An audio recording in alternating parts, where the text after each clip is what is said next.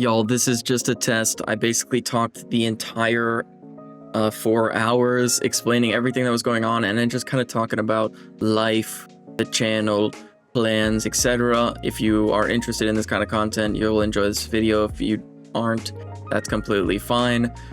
Thanks again for watching and the support on the channel. This is for those of you who said you just wanted to hear me talk more. And I decided to do it on a run where I got 2.5 billion damage on a item at day 25. What day will we end on?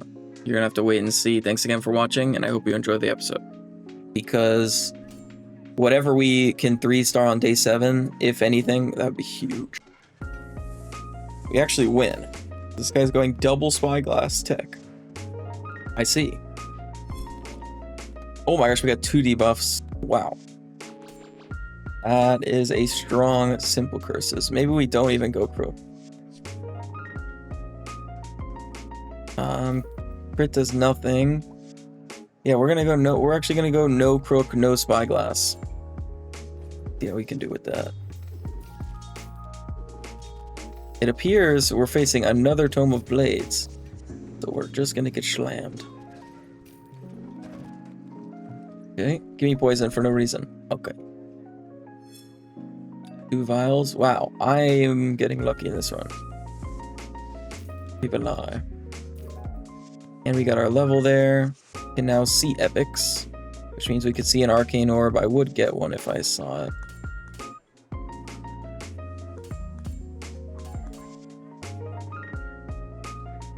Getting debuffs on this is actually good as well until we get it upgraded.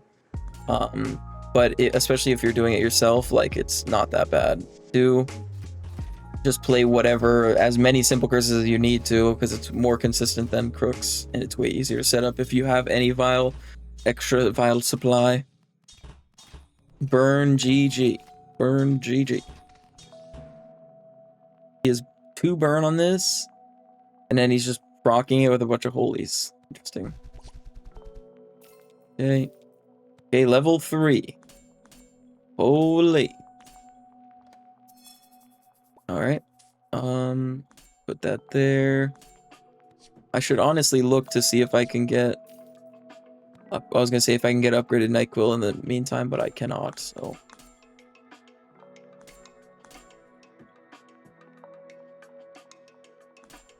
Okay. Guys, witch. Honestly, we don't even need it, surely. Another burn.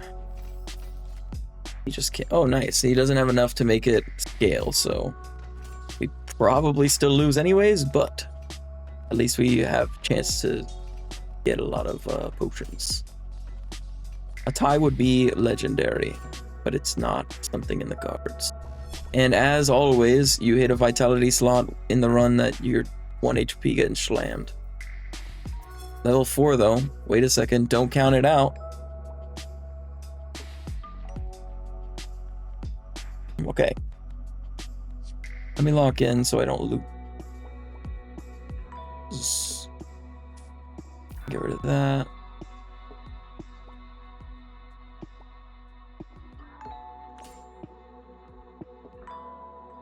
Okay. Ideally, we'd get a 2-star, I mean a 1-star Night Bloom. Okay, there we go. I'm gonna say I'm getting like no shield from that, which is really bad.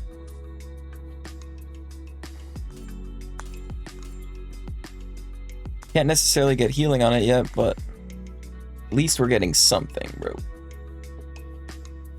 That there. Now, I'm trying to think if I want to get more potions or... Honestly, I think this game, it's pretty important to just try to get as many potions as possible, so I'm actually not gonna start dreamcatchering the Night Bloom. I feel like I'm already pretty behind on my shielding, which is evident by the fact that I'm losing every round. But we're gonna be able to win this one, and that's huge. Victory. Great success. And now we're just gonna put one of these simple curses in there, and put that there, If I lost my freaking vitality slot like a noob there, that would have made me sad mode. Let me see if I can get... Okay, cauldron, that's pretty nice. Put the cauldron instead of that. We're going to start putting... We're putting healing on that still, but we'll put shielding. That. One of these. Boom, boom, boom. I'm not going to put damage on it. We'll put damage on... for the Pandoras. Unfortunately, we are 4 XP off of a level, and I didn't get any more XP. Oh, there was a freaking moon knife there, but I'm a noob. Okay, so what do we want to do here? We're gonna get rid of that for a second. Put this on that. Put this one here. No Dreamcatcher for a round. It's okay. It's okay, bro. Just give me bleed instantly. I think I lose. Oh man. Wait, maybe not. Wait, I don't lose. Yay! Hooray! Okay. Actually not bad. We just have to play properly. But we can't buy any XP, dude. Lol. Okay, let's look for... Okay, we're getting rid of this. We're gonna look for more... We want to get our... Either Night Bloom or Simple Curses obviously would be ideal for our upgrades. I'm gonna put a Night Bloom over there. An extra Night Bloom, even though it kind of does nothing for me right now, it gives me my Pandoras. So I'm getting an extra one per round from that. Get the 2 Moon Knives because we need XP. And then we'll sell the 2 Moon Knives because we need that for sure.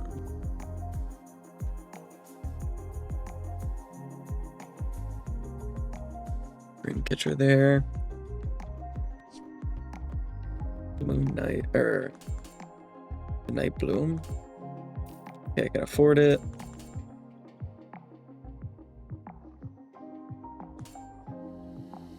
Reduce it again. Damage there. I don't want to add any more poison to that. Hey, whatever, we can add a little damage. I want to make sure I never have a time where this cauldron's going off, but it's not giving me anything. That's an absolute nightmare scenario.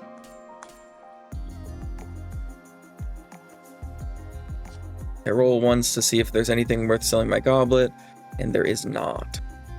I tend to keep cauldrons 1 star because I usually don't have a problem with keeping it with stock. Now, ideally, I could do this. However, the vitality slot's top right, so kinda is what it is. Go for it.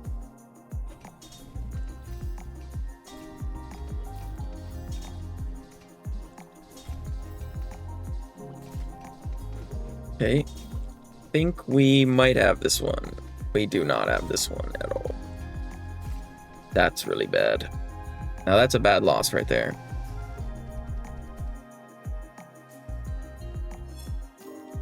Pay 20 gold, see what we can get.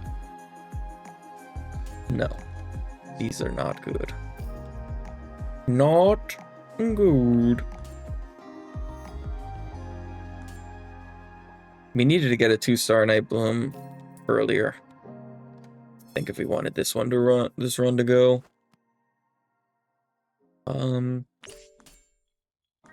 This didn't have enough healing or shielding in this run. It's not over yet though. We still have two live basically.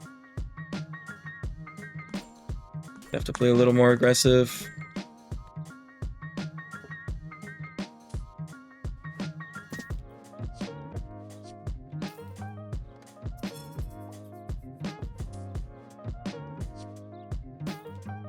We're just gonna sell this. Get a Dreamcatcher here. We're gonna put it here.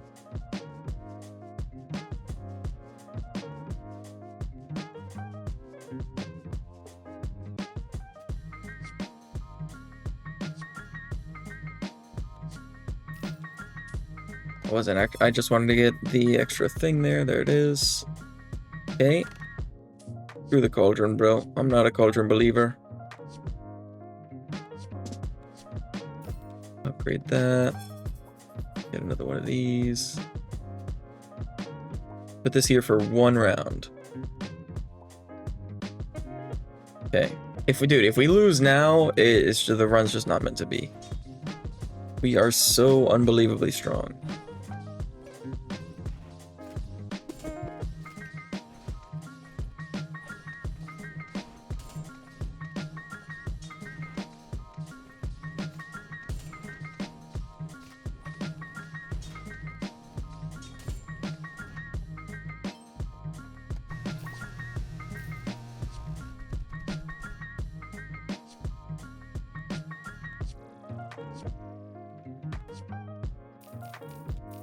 Okay.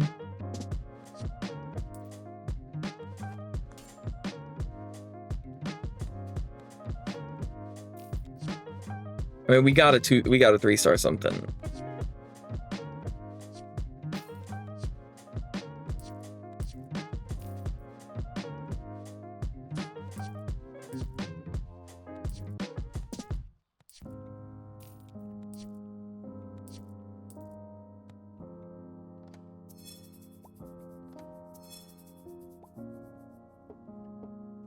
Well, I'm not wrong that we have to 3-star something. It just doesn't necessarily seem like it's happening exactly.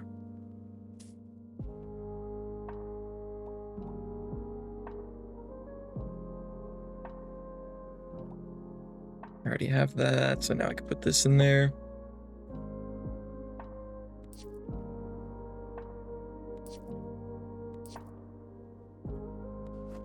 Okay.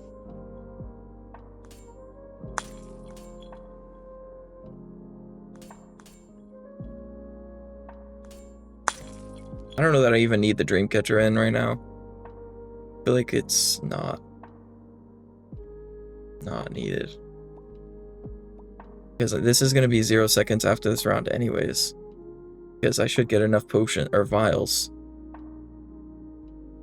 If that's the case, then I can sell these.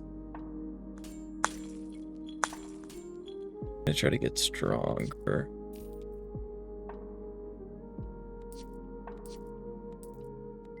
Okay. Surely I have enough shielding for this. Oh, this guy's gonna die too quick. It's fine, I still got 260.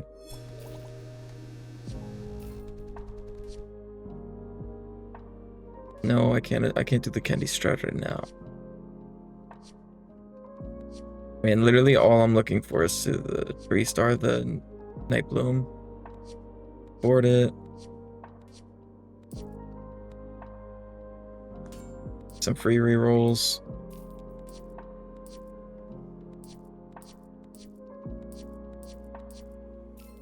There's a 3-star.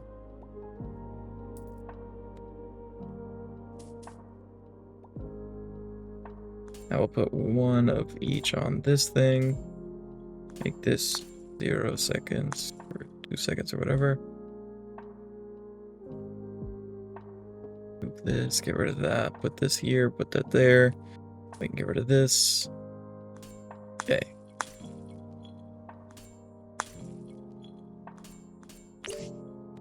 Now we should be nearly immortal for this stage of the game. Day 11. Ideally, we would get this 2-starred as well. Maybe even the Lost Fragment 2-star would be nice.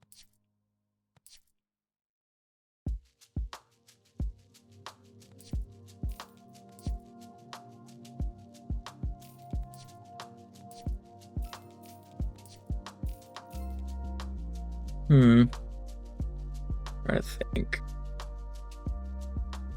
My Dragon Orb's good to have.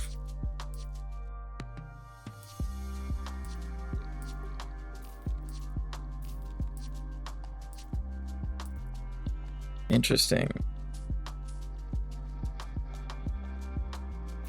I mean, I'd rather do that, right? And get that as well. Nice. Just enough.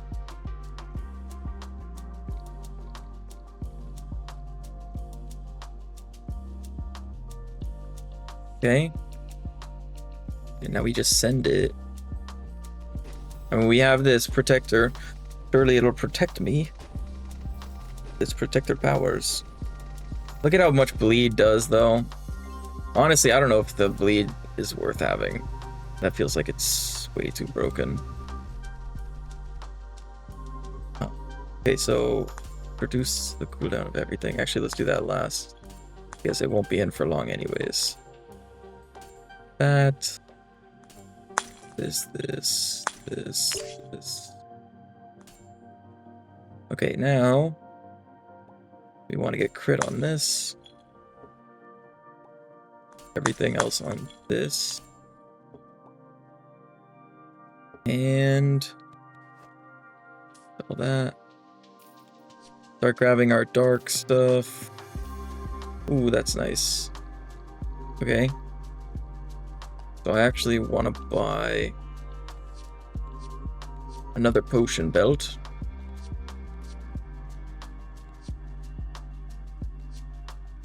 Potion belt, please.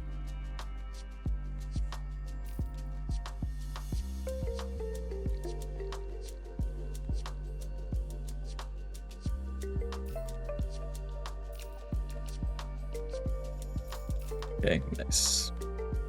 So now we can do good old this. One of these, and I remove that. So we're still gonna make some vials. However, we're not gonna win too fast. Honestly, we probably won't even win until fatigue, which is perfect. And we're gonna use all that we can on this, because this is 1 second, right? 1 second, 1 second, 1 second, huge. We'll get this to 6 seconds, but it doesn't really matter because that means this will have 6 autocasts on that. Good.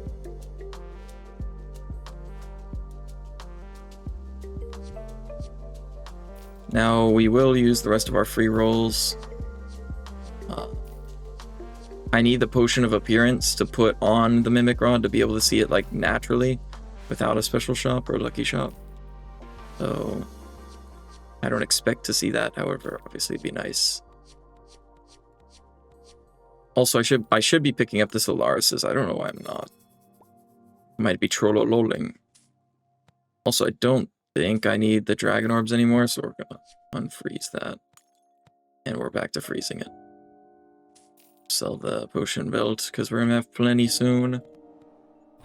And keep in mind, the reason I put this in is it's just, I mean, they're both 2-star, and this, look at the difference in damage.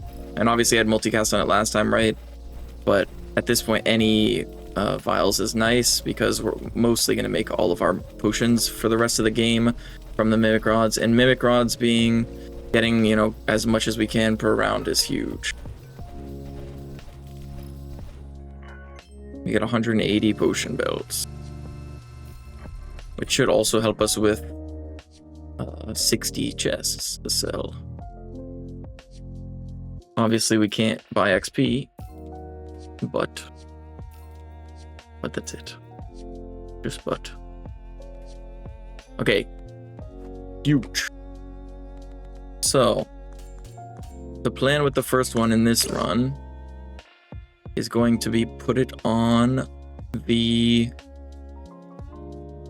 Lost Fragment, because that gives us permanent multicast, and considering our Mimic Rod is only 1-star right now, we're definitely not going to want to scale it every round.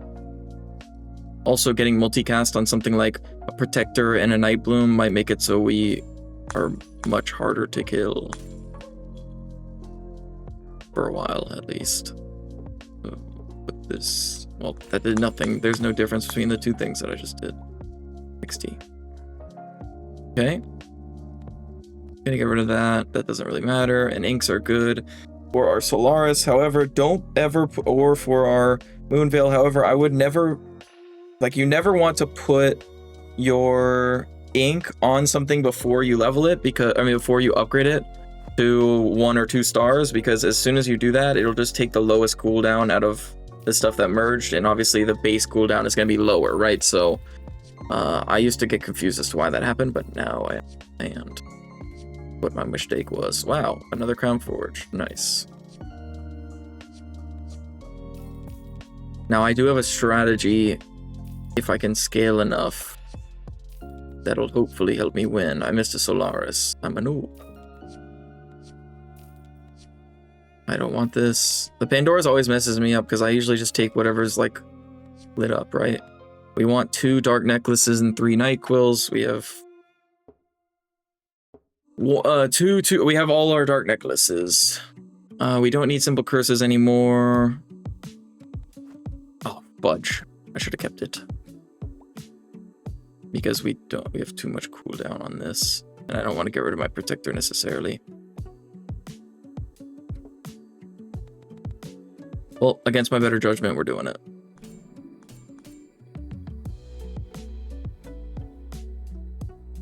If I got another moon potion, I could put moon veil in instead of those two for a round.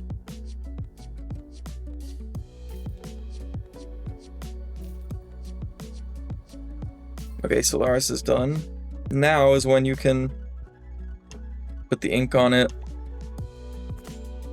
Because putting it from 2 to 3 stars doesn't do anything. It's just when you put 1 to 2 stars.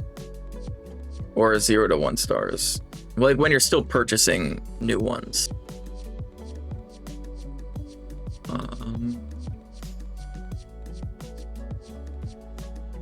2 inks, okay. So 1 will go on Moonveil for sure, in case I do use it. And then you could put 1 on NyQuil, so instead of putting it on Potion Belt, you could just kind of throw it on all your potions onto that. However, I tend to get rid of all the Pandora slots that I'm not wanting to keep. It's annoying to get extra items over and over because I like to be somewhat neat if possible. We're going to start double right clicking. We need to get our luck up, so because we're not going to be seeing that many lucky shops other than that. We will be putting it, we don't have an extra Crown Forge, so we will be putting on a Mimic Rod and praying that we can get at least 2 starred before the next fight.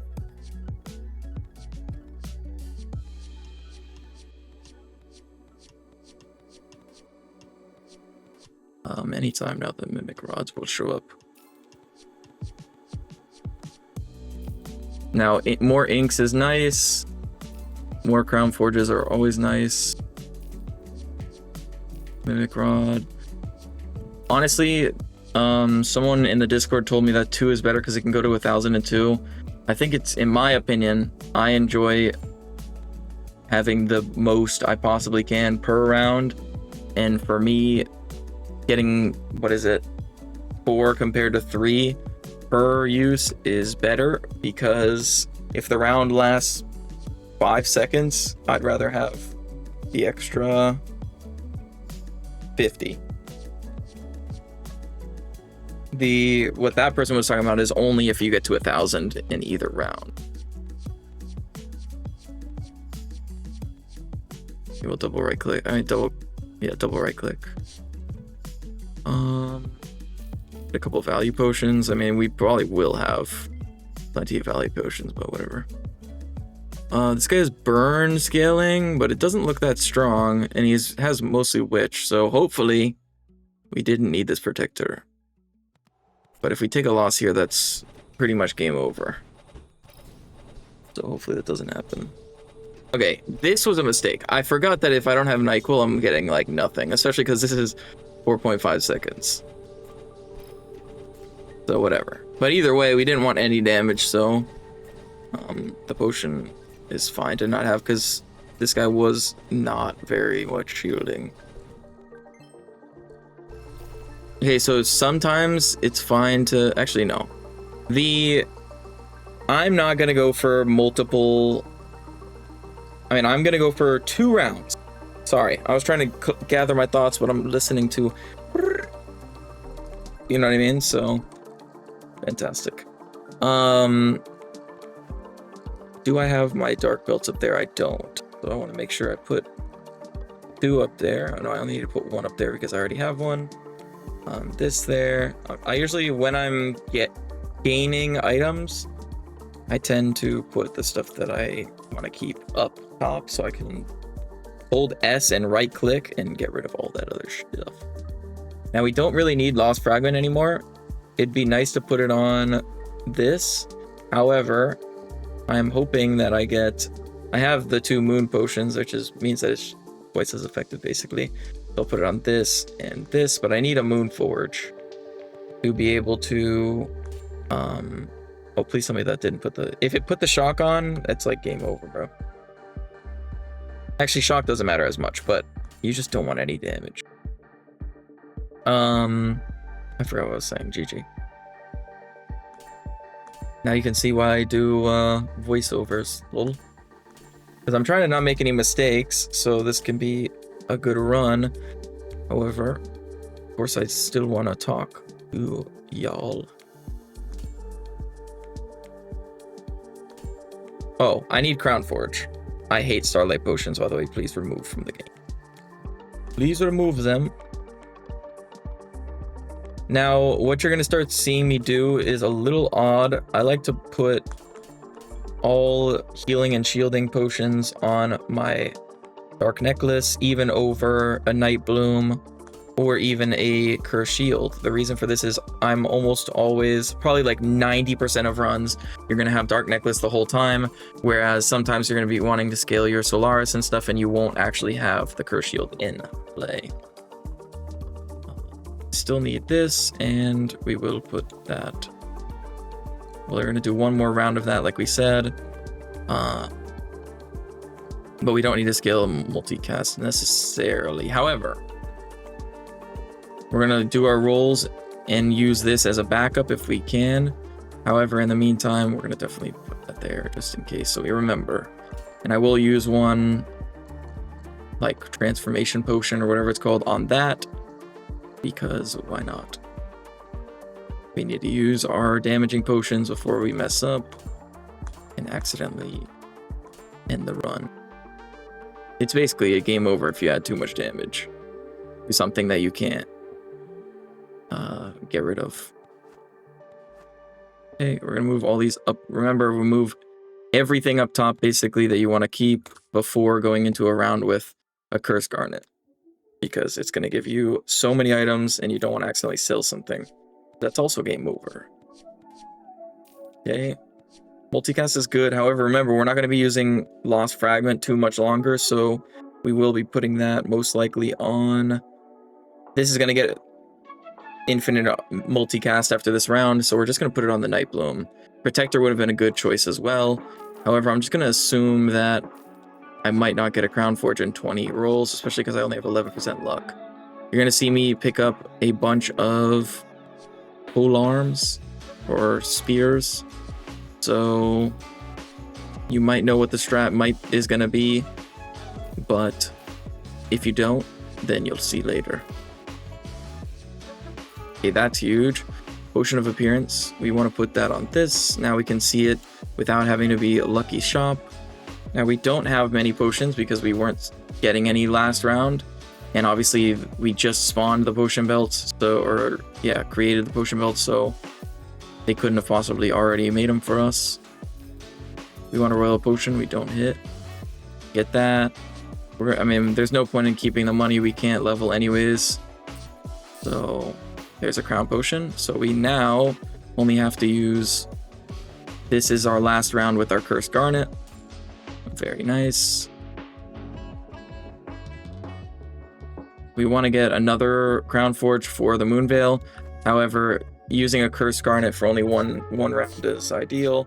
Picking the katana could have been good, and if I see another katana and I'm paying attention, I'll probably pick it up.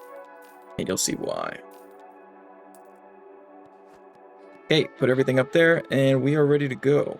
This is 7.5 seconds. However, by the time it goes off, it'll have plenty of multicast. Like 14 multicast, so. There you go, 360. I mean, that's already enough. However, obviously, we want 1,000 of both. And as long as we keep winning, then we're in a good spot. We are 1 HP, and we want to have that 1 HP to scale, so hopefully we don't lose between now and then. This is already permanent, even with it being 7.5 seconds, as you only need 75 if it's a 7.5 second cooldown to trigger it permanently. Okay, we're done with the potion belts, and we're done with the Cursed Garnet. They're basically swapping out this side, moving the Lost Fragment as well, probably, and going over to our Cursed Shield Solaris spam, or Solaris scaling. Okay, so we're not going to sell this. We could sell this, but we won't. I should have put that up there, by the way. I messed up there for sure. because now it's annoying to find. Whenever you do the cursor on it, make sure you bring everything up that you want to keep before doing the S and selling everything. I sold that. I am going to keep the spears, as it just saves me from having to buy them later. And then obviously make sure you don't sell your potion belts that you just generated. Move the dark orb up. Yes, I did. And you only need one curse shield for this strategy. We'll put this in here. For now, we're going to have the Night Bloom. However, probably not for long. Do this. And now when you're done kind of getting rid of everything from the Curse Garnet, you just move it back to the bottom with this move items thing. I am confident that I don't need this anymore, so I will be selling it. Mimic Rod we will maybe need. Probably not, though.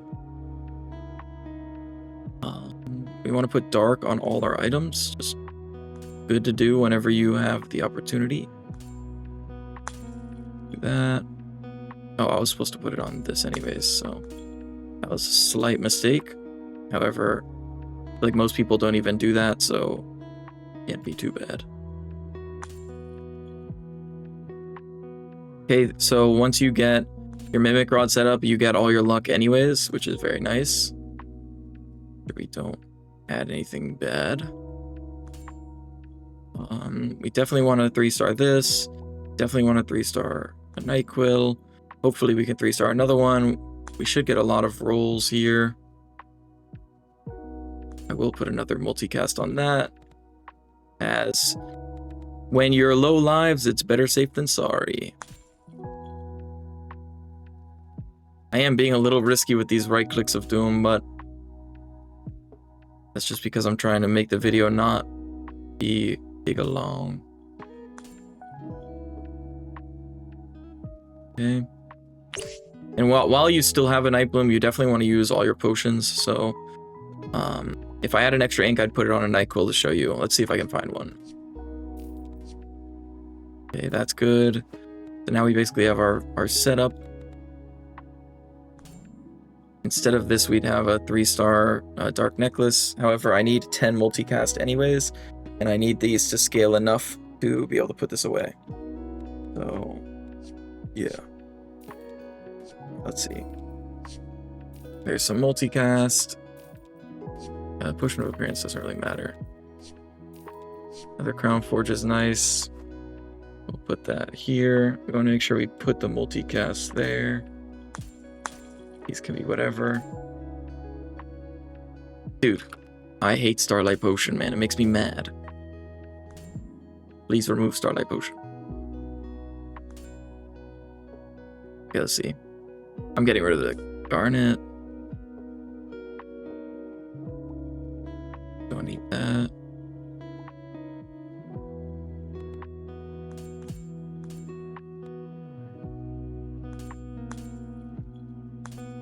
These don't really matter, so we're just going to right-click them. I don't really want to get shock damage. It is only day 15, so if we do too much damage, we could definitely accidentally win. Now the rest of this is a lot of damage, I think, so. Let's see, can we get anything with the rest of our rolls? I like to get the 2-star just to stop seeing those highlighted. Like if there's an odd amount, or like, you know, not all 2-star, then that's what you do. Do I have enough Nightquills? The question. I don't think so. I need one more 2-star. Okay. I'm not gonna buy any of those. Ideally, we would find an ink. There it is. Okay. So there's 2. Now that we have extra, we can do this. No more of that. Fantastic. Now we're not generating random... Oh, never mind, we are. Okay. Another ink there then. Sure. Okay, now we're not generating extra stuff, right? Surely. We are. Ooh, this isn't... 1 second. Whatever. Luckily, while we have the Night Bloom in, it doesn't matter as much. Okay. So... this is something that you can do.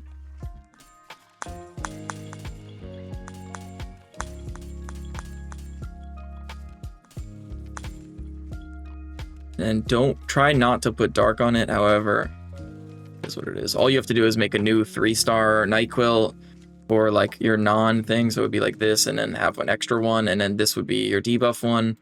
However, if you like, that's what you would do if you had dark, because this could make them die if you use dark orb. So that's the only kind of caveat to it. What else? Oh my gosh, I almost bought XP, bro.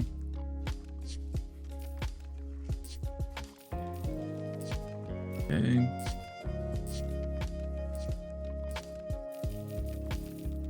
We will start buying candies now.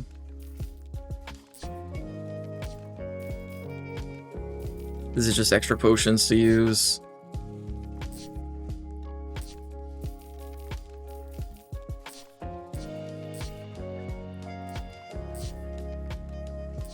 Whatever, I'm not gonna buy every single potion. And at this point, you really just want crown forges for the strat that I'm gonna be going for. There is a couple items that we want, but I mean, I'm not worried about finding them.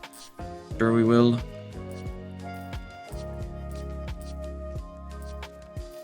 We'll probably just use our money every round. I don't know.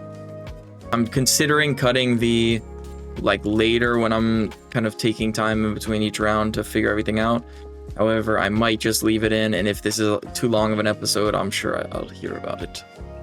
And like I said, I'm not necessarily trying to take up all your time. However, I think having somebody put more raw footage out there for you guys to learn from is actually beneficial. At least it would benefit me, especially with some of the newer games. You kind of see what's going on, and then you can kind of skim through however you'd like. You can have it on faster speed, slower speed, stuff like that. But overall, having a relatively average amount of time is good. And the above average time is unfortunate. Okay, so we should be able to get rid of Nightbloom after this round. And now we have around 15 days of scaling. I'm actually going to be trying something a bit different for this video, because I didn't expect this to go far, like super duper far anyways. Because we lost so many lives early game. That's the reason I'm saying that, is I didn't expect to make it that far, because I wouldn't have that many lives to kind of make it through. But now what we're going to be doing is we're going to be scaling so we're getting rid of this, but we're going to be scaling these two at the same time, because you want to scale them both. Actually, no, we won't do that. I'm going to try this strat that I had said at the start of the video I was going to be doing, and hopefully it goes well, which doesn't actually require you to have the biggest curse shield in the world, surprisingly. Okay, so ideally this would be around 50 seconds, so we will start working on that, but we have to get the dark necklace down first, actually. So once this is 10 multicast, that's when that's 6. So after this round is when we will get it going. In the meantime, we will start working on that. We do want to get all our items situated, so we don't have to worry about them anymore. So we are going to get 2-star of this, and then that is our third one. So ground forge that, and there it is. Just to make sure that it procs, because we only have 270k and we could lose to poison right now, I will actually be using a dark orb until I can get to that 10, and even then I might still use dark orb. So, and there's no reason to necessarily, we don't need a Nightbloom anymore, so there's no reason to necessarily use all our potions. We actually want to save up anyways for the strat. So other than using the cooldown potions to get this to 40-50 seconds, then other than that, we kind of want to save. So let's do that. I feel like I'm gonna win too fast. Okay, we know this guy's not gonna kill us, so I'm gonna put this in there. There's literally 0% chance a moon guy is gonna kill me. And if I die, GG.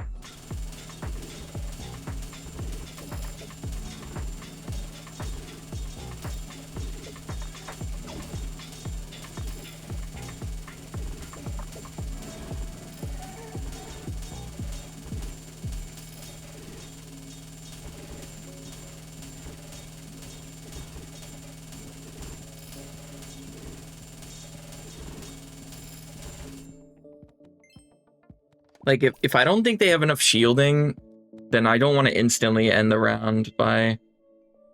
Like, I don't know, man. This guy might cook, but he might not. I'm not going to risk it, though. We will do this. That's the most comfortable thing I can do. See, he has no shielding, bro. Oh, it's not going to go off anyways because it's dark. It's fine. I wanted to scale the Solaris anyways.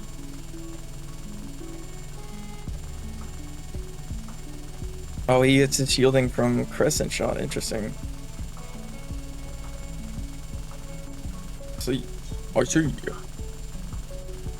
Okay, we got 1 million, so that means we're gonna get 5 million health.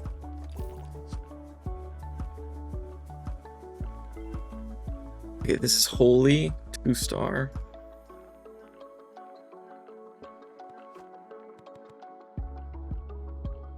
The question that everyone's asking is, that's our 10.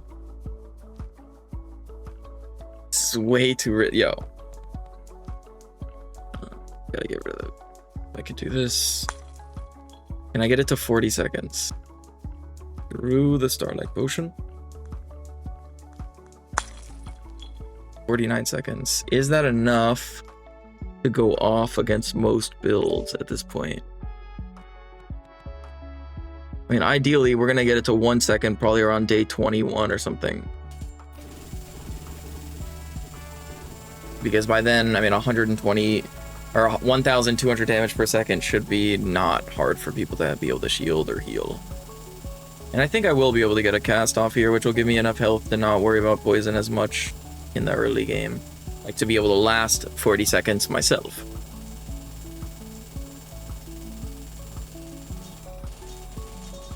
Okay, we did get it off. Very nice. We're at 7.5 million HP. And we're scaling very nicely.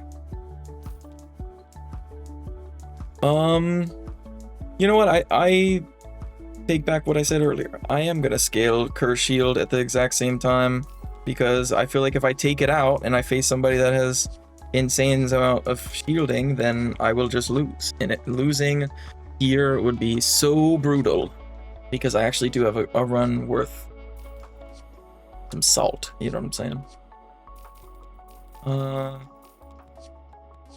I'm not sure anything matters other than Katana and just getting potions right now. And health. I mean, Solaris would be nice to scale. If I had more lives, I would definitely be down to use a NyQuil instead of this Curse Shield. However, I feel like I'm too low to employ that strat.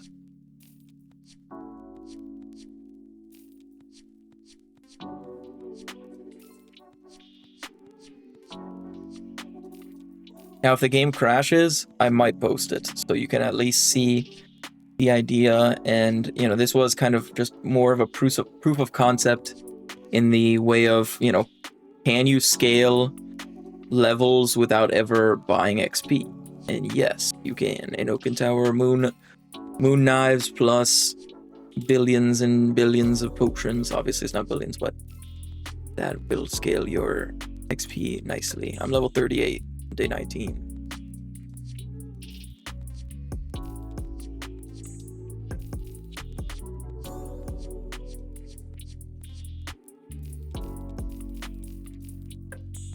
Okay, so what we're gonna do, open this and get a royal potion. All right.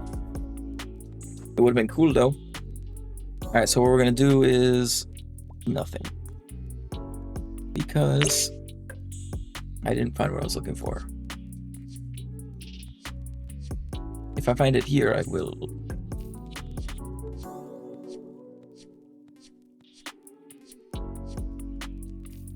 There it is. Candle strat. Yeah! Everybody loves the candle strat. My wrist does not enjoy it though. Because that sheet is hurts it, bro. Okay, so we're gonna just use a bunch of freaking Potion of Appearances on this. Just pray that we get a bazillion Crown Forge potions. Okay, don't want to do that.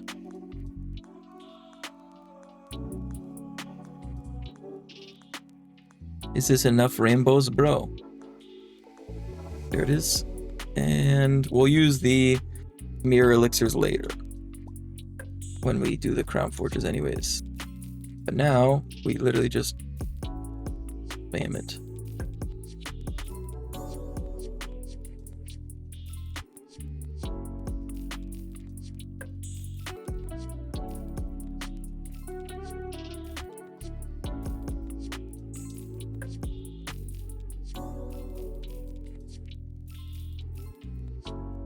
Now I'll probably go until, potions wise, I'll probably go until I start lagging. But if, I mean, maybe like, I don't know, 12,000 would be the max that I'm willing to drag, or I call it quits on that.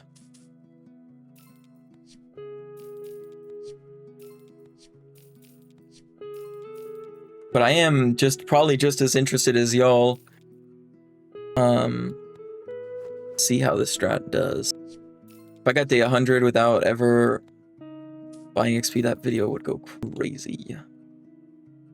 Okay, it's way too late for that.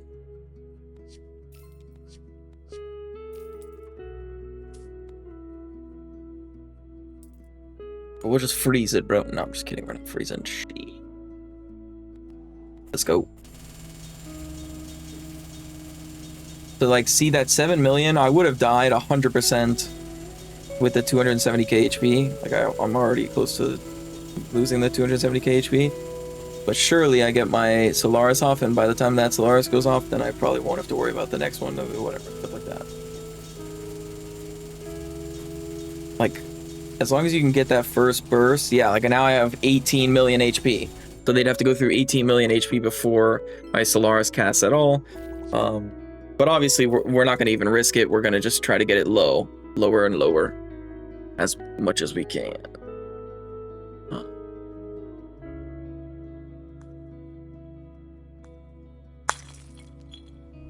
29. And then honestly, if I can, 15. Okay, 15 is good for now. And we'll keep going down because we do want to eventually get it to 1 second again. Now, the only risky part of what I'm doing is not playing Dark Orb. However, if I can just survive the 1 second, which I should, 18 million health, I should be able to survive anybody's 1 second, then we should be good.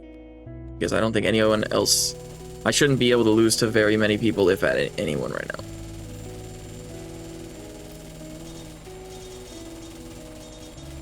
See, we're already at 30 million. This guy's at 50,000. It is what it is, my friend. It'd also be cool if I got day 100, because I feel like almost everybody that got day 100 had, except for Katana players. Katana players, you could basically play any perk, but like either Solaris or critical healing, or like critical healing, critical shielding were like the main two, or dark slot. I haven't seen anyone do it with merge. But maybe, I'm sure somebody's done it. Just haven't seen it.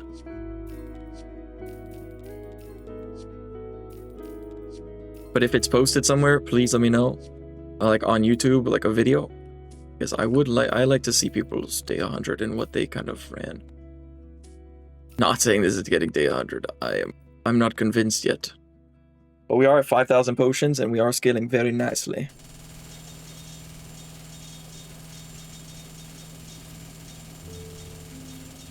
So yeah, we're gonna go to about 10 to 15,000 potions and see where we're at. Now, I will say, If we lose, it's go time. Doesn't matter where we're at. If we lose one time, I am doing the longest shopping phase of all time, which I probably will speed up even if it is raw footage, because it is going to take me quite a bit of time. But we're at 6,200 now. Buying some candles.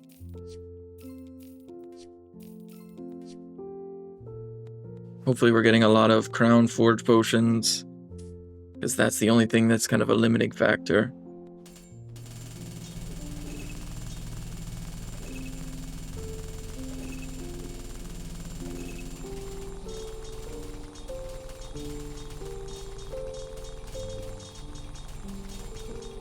And if this does work out as well, I think I'd prefer to have a Curse Shield and a Solaris in at all times when scaling.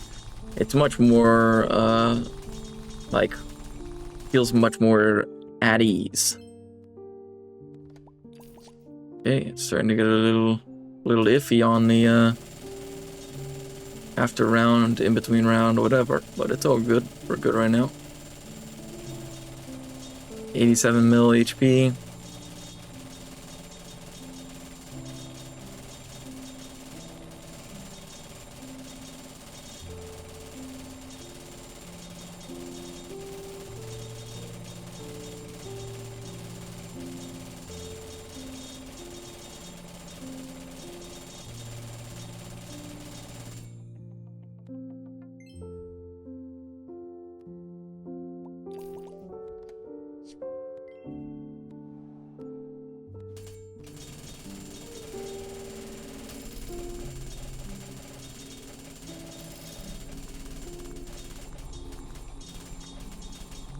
Okay.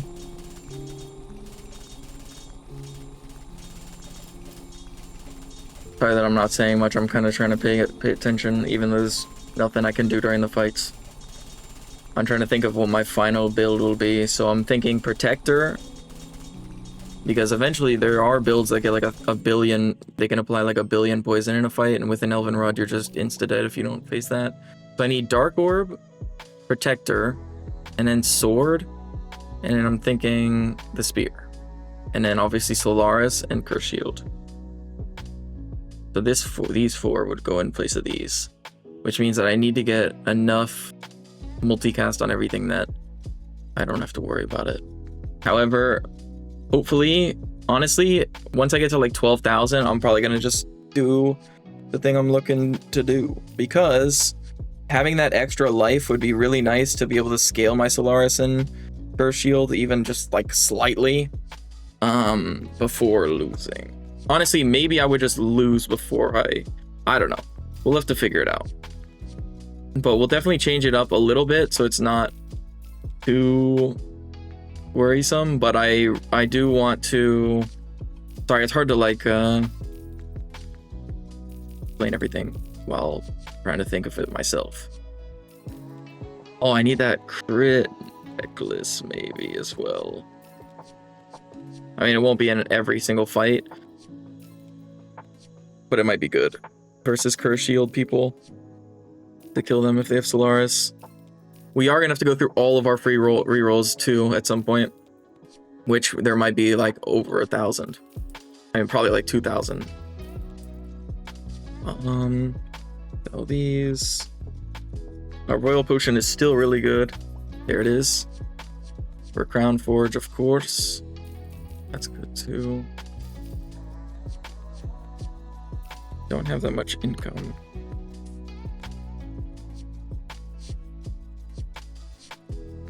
Okay, there we go. Did get one. That way we can maybe one-shot some Solaris builds later on.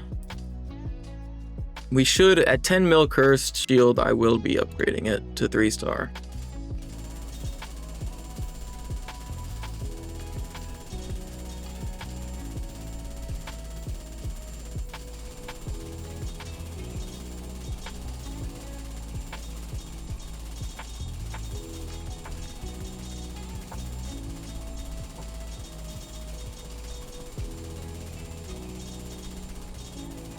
Okay, the fights are getting pretty slow. I think we might at least do what we're trying to do. and then we'll figure out our build afterwards, but I don't actually want to be on 1 FPS. That's not my thing. 10,000? Okay. Let's see what we can do. Alright. So, I'm going to explain what I'm doing as I'm doing it, and then we will kind of figure it out after. We're getting rid of Mimic Rod. We're not using it. Now, what we're going to do is sell all of our potion belts. But I don't want to accidentally sell anything else. So, sell our potion belts. So potion belts are now gone. We can no longer generate potions. So, the reason that we did that, we put these in here.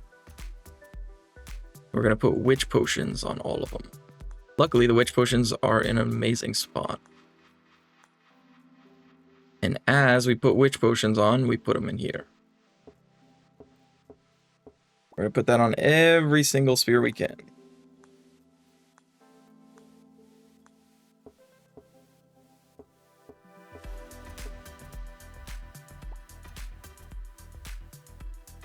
We want it on a spear, a Cobalt Spear.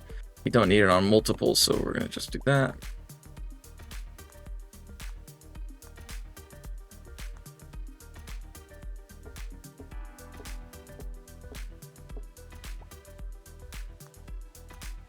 Okay, I guess that thing wanted to have some shock. Fair enough, sir.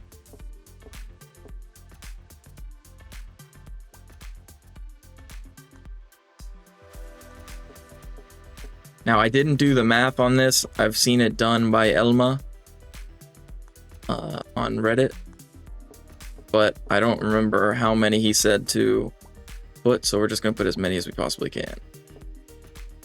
Just hope that we have enough to one-shot any build in the game. I'm going to assume that I don't have more Crown Forges than that, besides the fact that... Well, actually, the Crown Forges aren't even being put on that. So. Okay. So, the problem is... Let's just use these, bro. We need to use our Crown Forges. Each Crown Forge now is going to give me a bunch of damage. So we want as many candles as possible. Now the candles also go up here now.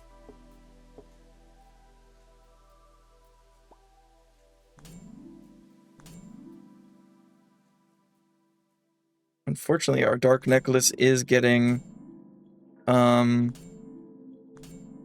damaged. So we're going to have to do without that Dark Necklace. If we do want to scale in the future, because we are going to get quite a bit of...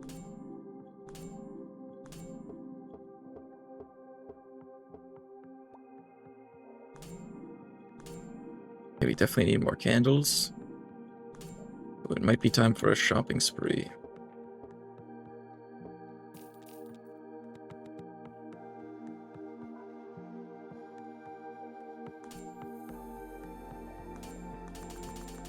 So to get our free rerolls, we're going to do some of that. Oh, we have $19,000 from selling our potion belts. Okay, shopping spree time. How's everyone's day going?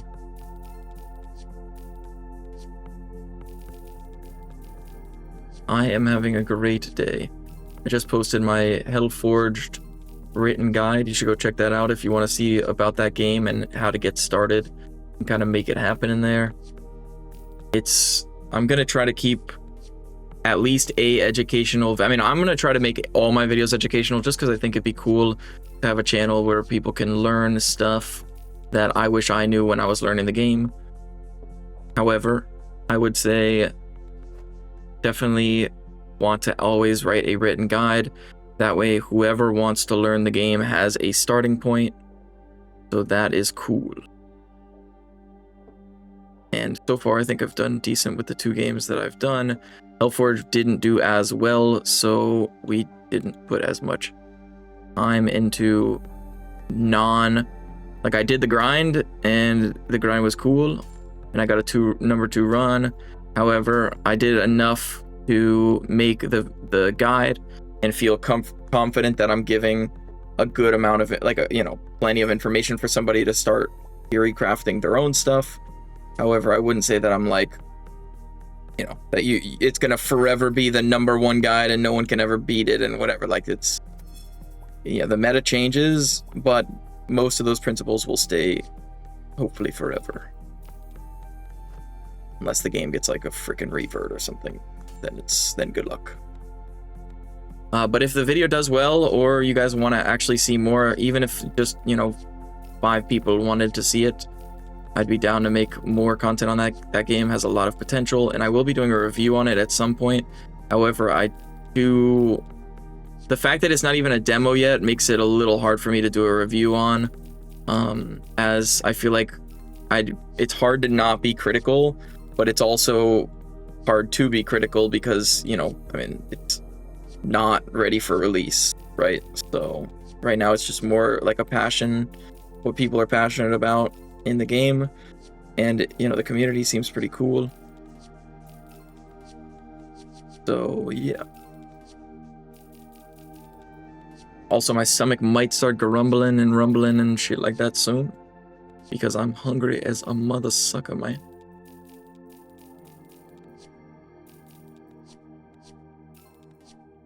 Every sub is 1 freaking cheeseburger, dude. Let's go. I would be 370 cheeseburgers deep right now. Just making no sense because I'm so hungry. So true. Alright. But yeah, so I know that some people, when they talk about doing this strat, I've heard that there is a potential for a macro to be made. Let me know what you guys think in terms of, is that fair?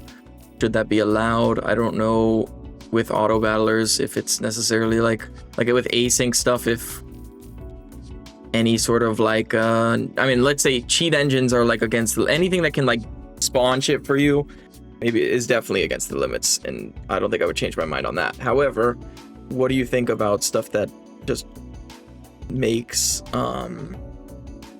something more accessible or like less monotonous, right?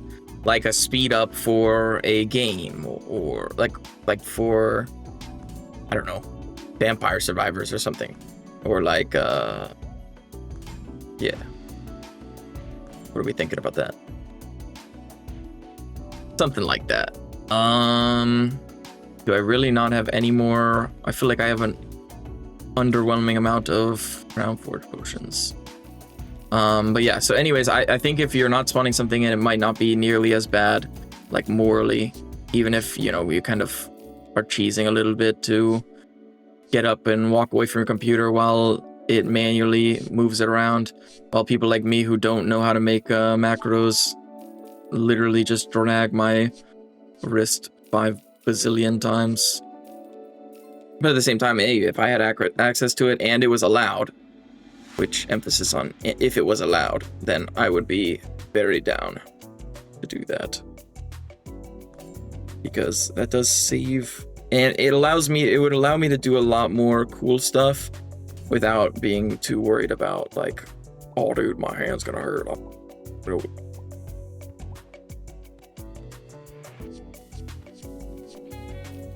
But yeah, so far I'm okay. If somebody does a butt yeah counter, I'm gonna freaking kick your butt, yeah. You know what I'm saying? So don't do that. But okay, I'm noticing a pattern, and I'm gonna need to work on that. I am very happy with how the channel's going so far. If you don't know me, I've seen some comments that people didn't realize that I'm Gamebo Plays. I am a YouTuber. I've been a YouTuber for 3 years at least, maybe a little bit long. I mean, I've been posting videos on random channels since I was a kid, but mostly, I mean, I've been posting every day for the last 3 years, so very dedicated to the grind. And this is my take on variety, finding hidden gems. And I've always been a gamer, and I don't necessarily want to be stuck in one game, which is why, even though I'm doing Oaken Tower, I will be still trying other content, and hopefully you guys can get behind the person behind the grind reporter and not only the games. Like I said, we're going to try everything hey, if you're here and you know how to make thumbnails, please give me a tutorial or show me somewhere that I can learn. People are not necessarily a big fan of using AI at all. I mean, whether you believe me or not, I don't actually just straight up say, make me a thumbnail. I try to make it myself, and then I send it all the kind of PNGs and stuff, or even just like a complete thumbnail that I would have posted on Gameball Plays or something, and then I just have it kind of make it more professional, which I guess kind of backfires because people instantly think that everything about the channel is bad if they see a thumbnail that is enhanced, let's say. Because I mean, look, personally, I think they look like great, but that's also speaks to, I guess, the fact that I'm not very artistically inclined. I don't know, but I think it's to each their own. But I want to obviously appeal to the overall consensus on things. Like, for example, on Gameball Plays, I made a poll saying like, yo, you guys messing with the thumbnails? Because I was trying a similar tactic, make a thumbnail, have it enhanced, and then go from there, because I think they come out cool. I mean, but I'm not like a AI hater or whatever. And even if you don't hate AI, I don't like anyways, I don't know if it's like a freaking touchy subject, so I'm not going to get into it too much, but basically I ran a poll and 80% of people said, yeah, bro, cut it out with the AI stuff. And a lot of people have said that it's really bad for your channel. And of course, I'm not trying to screw up my channel. I want to catch people's eye, and I thought that that's what was happening. But apparently it catches people's eye for the wrong reasons, and that's not a good thing. If you did stick around and you will click on a Grind Reporter video, no matter what, then hopefully I can provide you with some good content, no matter what the thumbnail looks like. And I am actually surprised that a lot of people enjoyed the longer footage, because I am not used to posting long footage. I'm pretty sure out of my like 4,000 videos in 3 years on Gameball Plays, which 99% of those are edited. I never really did full videos. I always tried to keep it short and like cut out the boring stuff and stuff. But if you're trying to be a personality and less of like known for just being, you know, the arena guy or whatever, then maybe it's better to kind of be more real and show more of what's going on. Especially if, you know, it kind of fits the vibe of being like authentic and educational and stuff. So being able to do YouTube, I mean, I live with my parents, right? So eventually, hopefully, I'm going to be moving out, and I will be moving out eventually. Just find the money for that. But at least I'm grinding. You know what I mean? I'm not some bum, bro. So, anyways, we aren't gonna get into the personal life stuff too much. That's maybe once I do a face reveal, or if I start streaming or something, I can yap about that. But for now, let's use some potions. Who doesn't love that? So the nice thing about potions is, even if you can't do the right click, so okay, everybody understand, please, because I don't necessarily want to see too many comments about it, because I don't know how to reply while still being a kind soul. Like, it doesn't bother me, but I don't know what the response is. Like, people think that I'm doing all these like crazy strategies, right? And I still don't know that right clicking uses all the potions at once. I don't know if they're being ironic or whatever, but yes, I can't do right click because there's so many witch items that I could accidentally just, I mean, I could just straight up crash my game by doing it, which is also why you get rid of all the potion belts. If you have 500 potion belts with witch tag, and then you have 50 candles that are 3-star that are applying each potion a bunch of times, it can 100% crash your game. And I had a run where I didn't know this, and I had 35,000 potions, like really insane run, and I was going for it, and I was like, oh man, this is gonna be legendary, whatever. And as soon as I right clicked, literally instantly lost. Like, I mean, it didn't actually crash, but I left it for like 4 hours and it never came back to us. So considering it was only the first stack, I don't think I was gonna spend 12 days of my computer online and risk having to buy a new computer for the sake of a single Oaken Tower stack of potions. Or even if I went through all of them, that video would have to do millions of views and make me famous instantaneously for it to be worth doing that. Now, one of the games that I have played on Gamebook Plays in the past that might fit a similar criteria to, like, you know, the roguelike auto battler or whatever, which is not necessarily auto battler, but like a bullet heaven, is Megabonk. And it may be more so like Hellforged, but Megabonk was a game that I really enjoyed, and I actually streamed a bit on my main channel. And when I did that, I really enjoyed it until, so basically the first week or so that it was out, Shroud was playing it, and he did really well. And I was like, yo, Shroud's going for 1 million, let me go for 1 billion. I'm just kidding. But I wanted to get a high score similar to Shroud because I thought it would be cool. And I wanted to just see how far I could push the game. I always like min-maxing games no matter what game it is, especially games that are like, you know, run oriented and resets and stuff, because I really don't mind resetting 100 times to get, you know, the dopamine of like a world record or something like that. However, the line gets drawn. So okay, so the meta when Megabonk came out was 5 hours for like a run at like 2 FPS. So basically, like, let's say, you know, if you've seen any of William's videos, some of his runs, like his most recent Goblet video, you should definitely check it out if you haven't seen it already. But basically in that video, he kind of just let his computer run because it was going 1 frame every 5 seconds. Like, that's something that I wouldn't necessarily do because I'd like to use my computer, you know what I mean? So to each their own, and it made for a really good video for him, but I'll let that be something for other people to kind of push the game to its limits for.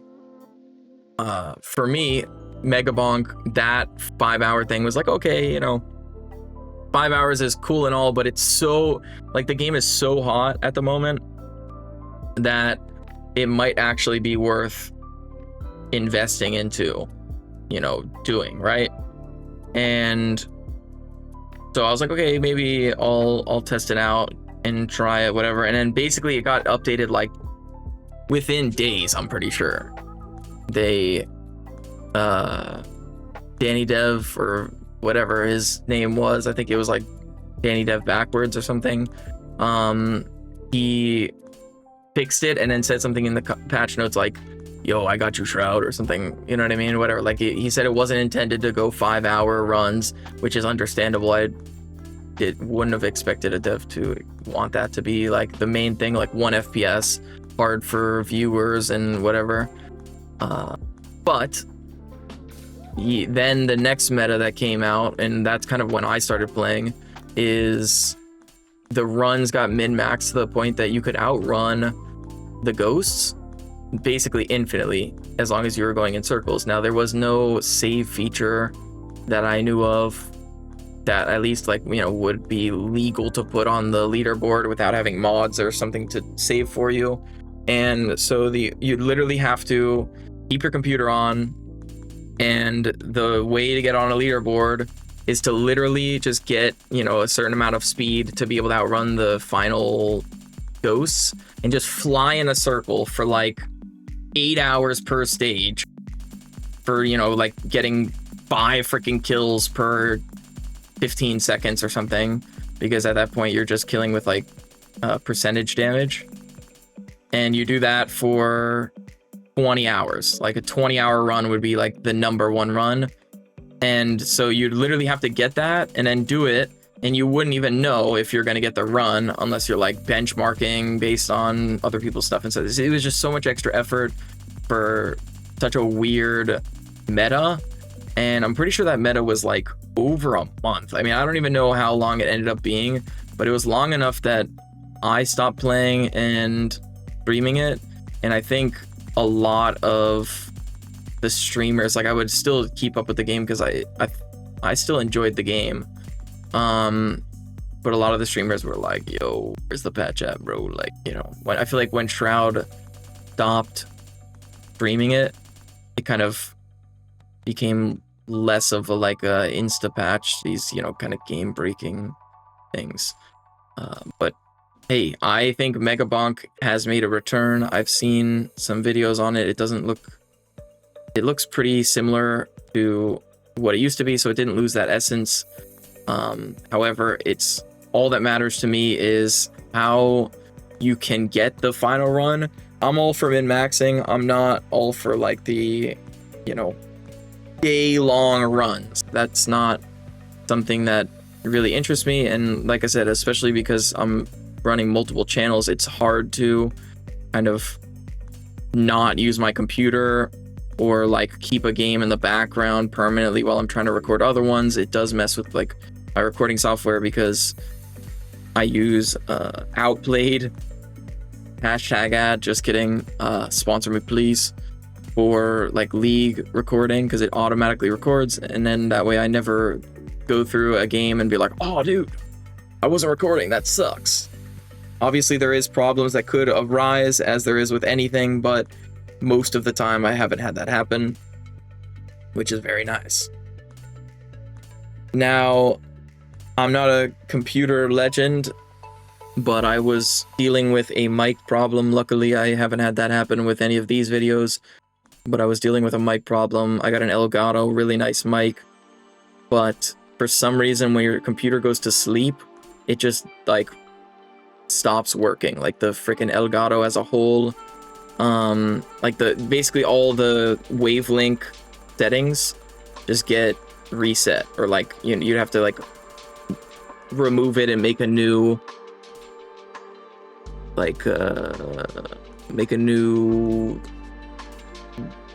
device editing thing or whatever. Like in the wavelength, you basically have your mic, and then you just add like compressors and stuff, which I just add like, you know, whatever's included, and then that's good enough. But if you're doing, you'd have to do that every single time your computer goes to sleep. So now my computer just doesn't go to sleep. I use it, or it goes offline. You know what I'm saying? Now, surely I've yapped enough that I'm getting quite a bit of damage, right? Surely. 1 million damage. Oh boy. We might be here for a little bit. I'll probably stop yapping soon, because I do actually enjoy having a voice and being able to speak. If I talked for hours on end without stopping while just yapping about some random stuff, it might not be necessarily good.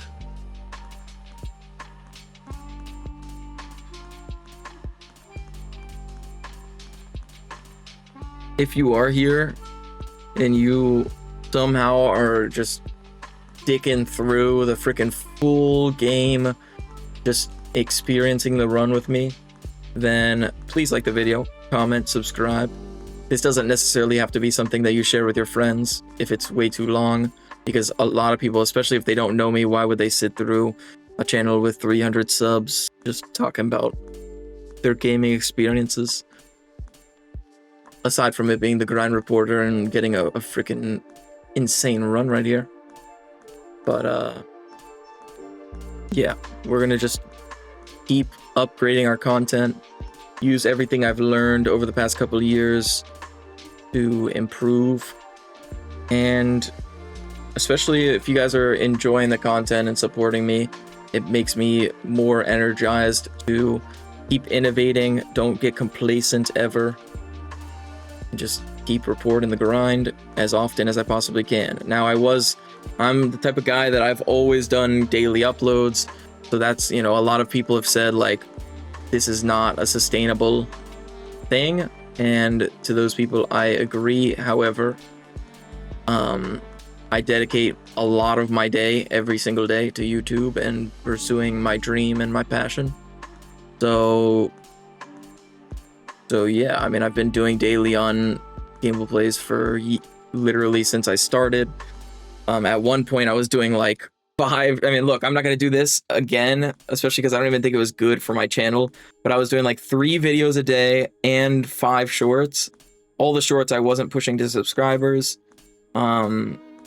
But that was at like my peak of just freaking upload nonstop. And the reason that, and you might be like, oh, bro, he was uploading some trash. Nah, I mean, I think that was like the best I've ever done on YouTube. Was that time. And I think it was like after the first year when I finally got monetized for the first time, I was like, bro, I'm just gonna upload all the time. But the thing is, I'm much more of a gamer than I am a editor, as you may know. So like thumbnails and editing has always been like my weak point. The gaming part, luckily for me, has not been as much of a problem. So like I would spend way more time gaming than I would editing, especially at that time. So like I mostly only cut, you know, the boring stuff, so people can kind of just get into the action, right? And that was kind of the focus for my editing style, and that's kind of what's worked for me. Now, does it appeal to the masses and have like all these extra infographics and stuff? No. If I can ever afford to, you can definitely expect a editor and high quality thumbnails. However, doing it myself while still trying to produce as much content as I do is definitely hard. I am definitely interested in learning to make thumbnails. However, taking hours on end to learn extra edits as well is very, very tough to make time for. Even though I love YouTube and stuff like that, I feel like I can make it work. Like someone that I've always thought is inspiring in YouTube. So like, for example, let's just go into inspiring creators, right, that I have thought are really cool. I think the LA Beast, if anyone knows who that is, that guy is the GOAT of kind of just do your thing and post it, and if it's cool enough, you can attract an audience that likes you. And he's been doing similar format stuff for literally like, I don't know, like 12 years or something. He hasn't changed. He still posts like hasn't changed, but in a good way. Like he stayed true to himself and enjoys what he does, and he's just, I mean, he's not necessarily doing crazy eating gauntlet craziness, but his editing style and stuff has stayed the same. It's not necessarily YouTube meta, but he loves what he does, and you can tell in his videos, and that's important, and it shows. But also it has, I'm assuming it has helped him stay consistent and kind of passionate for all that time. I'm hoping that's a similar case for me. If it's like, you know, look, I'm not like a big fan of editing either, right? So let's say I got good at it, but I had to spend more time editing than gaming. I feel like I would be not enjoying myself nearly as much, and that's where the content would probably take even more of a dip. Even if the content looks better, you might see it less and less. It might be less frequent. I might be less inclined to have a lot of energy when editing or when gaming or in my videos. And then I would have to spend even more time editing, because if I have no energy and I'm just a freaking bum on the recording, then I'm gonna have to freaking make up for it in the post-production, which means that I would have to spend even more time editing, which like, it's just a vicious cycle, and that's just doesn't really sound like, you know, the vibes, bro. It's not giving. or whatever people say, bro. Now, if you've ever seen my my YouTube bio, it says I'm 21, but I think it said I'm 21 for the last 3 years. I'm not a catfish. I am 24. But who even reads that? If you read that, write I read that in the comments. I bet you there won't be a single I read that in the comments. So true. If anyone knows why the fudge I say every 2 seconds, that's definitely something I need to investigate. I don't think I've ever tried to talk like podcast style, like just straight up start yapping, but yeah, I mean, why not? Down to try, whatever, bro. As long as it's legal, you know what I'm saying? Yo, let's talk about music taste for a second. Am I in the right side of history thinking that K-pop might be the greatest genre of music of all time? Or is that hot take style? Because I know a lot of people don't like that, but I'm pretty sure Twice might be the best group of all time. We're gonna just leave it at that, because if it is something that you're not supposed to talk about, or like, you know, not necessarily what you would expect from a gamer, then that's fine. But those who know, they know. And that shit will change your life.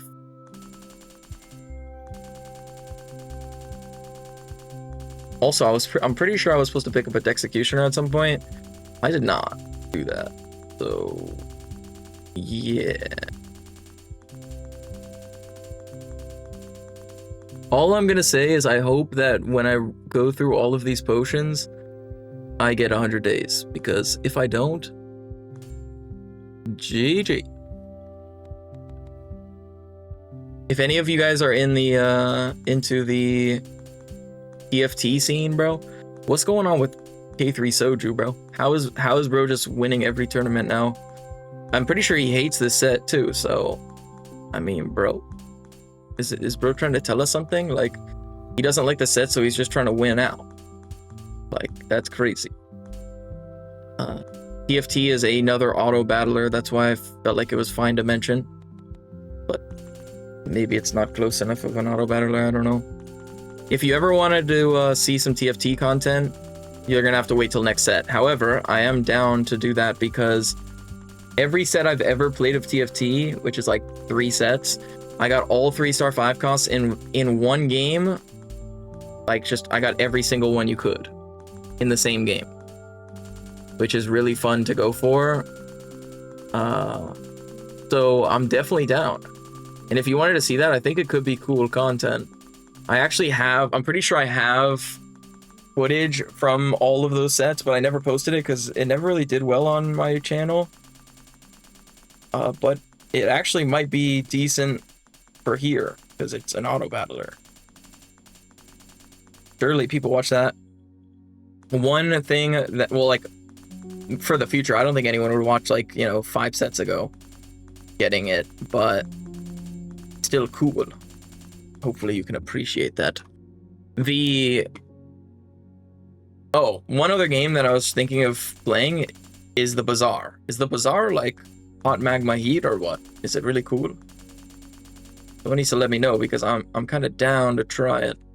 One person I've been seeing play that game for, like, I swear forever is Kriparian.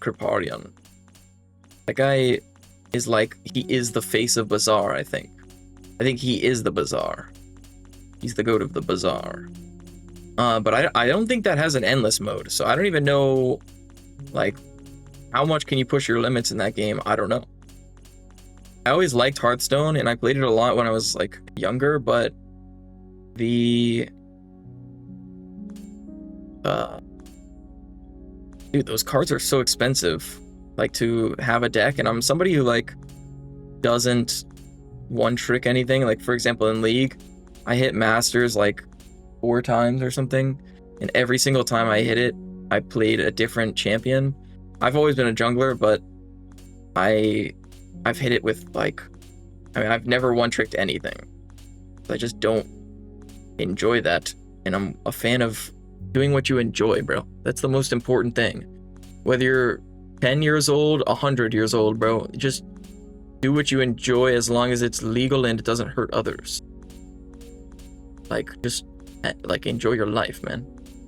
And so me, when I'm gaming, bro, I'm not gonna just play one champion over every game forever. It's gonna make me a toxic, not nice person, bro. So for that same reason, in Hearthstone, I'm not gonna play the same deck every time. Now, I will enjoy some decks more than others. Like, for example, Base Hunter was completely lame and I didn't enjoy it. But Control Warrior, completely Giga Chat for Legends only.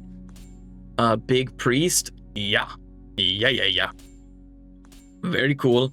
Some guy I watched, I don't even know what his name is, but I used to watch him for Hearthstone, and I think he played like pubs. Like, I don't even think he played ranked, but he used to just play Lore Walker Cho and just freaking go like get 2 million health and whatever. Like, he would just get like, I think it was like it casts a spell. I don't even remember what Lore Walker Cho did. He casts a spell or something, and then like it casts it for the other person or something. So he would just like keep chaining spells and he would give it to them and they'd give it to him, or so, I don't know, something like that. And he would just have like the craziest numbers. I think that was like, yo, low key, did I just find the origin of the min-maxer in the grind reporter, bro? I don't know. That was like one of the first min-maxing things I've seen. And like I said, I think it was like he was just playing pubs and just freaking going for like insane Lore Walker Cho. And I think he had like 10 videos of it, and I probably watched each video like 3 times. W that guy. Hopefully he's good doing whatever he's doing now. Maybe even still YouTube. If anyone knows who I'm talking about, let me know, because I'm trying to go watch those videos again, bro. Apparently Hearthstone Battlegrounds also a good auto battler. I've never played it, but I heard you don't need a deck, and that might be enough information for me to wanna investigate further. If you were to watch some grind reporter, would you rather see a roguelite or bullet heaven? And like, let's put all those together: roguelite, auto heaven or bullet heaven, or auto battler like that. And for Oaken Tower, what do you want to see in endless? Like, I could do more of these going for day 100, or because I like to be the endless guy. I'm not sure that I'm necessarily like a play ranked 20 hours a day for, you know, whatever. Like, I think I'd rather just enjoy min-maxing. Like, for example, like, you know, whoever's number 1 on the leaderboard, I'm sure they enjoy it, hopefully, right? Because I don't know if there's like any prize for being number 1 aside from like maybe doing content or something. I don't know. But I enjoy, like, I'm sure they enjoy being high ranked on the leaderboard. Like, it's just as cool for them as it is for me to like make a YouTube video or just play endless and reach day 100. Like, when I reached day 100, bro, like, that was like 50 hours or something of like learning the game and like learning the strats and losing to myself a bunch of times, because at the time there wasn't that many day 100 players, and I always, like, I would get to like day 35 consistently and then I would lose, and then I would get to day 43 consistently and then lose, or like whatever, like that's just a random number, but around that. And then I got to day 50, and by the time I was getting to day 50, like, basically most runs I would face like a previous build because I was just playing so much. So when I finally hit day 100, bro, like, that was like the signal to launch the grind reporter, and I'm very glad that I did. Now, I don't know why I'm necessarily dragging poison from the middle of my pouch to my item, but it's being done, so what can we do about it? I am worried that I'm going to accidentally put ink on like this. That's why I'm keeping a random candle in the slot, because if I got rid of my vitality slot, that's GG's, bro. It's over. And if I don't get to at least a 50, bro, like, GG's. I mean, I might retire at that point from this strat. True. But is like backpack battles like OP, bro? I played that. I mean, look, if I start doing these yap sessions where it's just like a freaking podcast of me just yapping, then you're gonna hear that I've seen a lot of Soda Poppin's games, like his shit show Saturdays or whatever, and just went from there. Like, I saw him playing backpack battles back in the day, and I put like, I don't know, 20 hours into it, which, look, it's not like the most in the world, but pretty sure I put that in like a week while still doing whatever I was doing at the time. So yeah, it felt like a lot at the time, and then I moved on. But I looked now and it looks way more going on. But I don't know if that game's like, is it Giga or no? Like, is Oaken Tower greater than sign? Or less than sign, or equal or less than, or equal or greater than sign? Or just sign. You know what I mean? Like stop sign. You never know.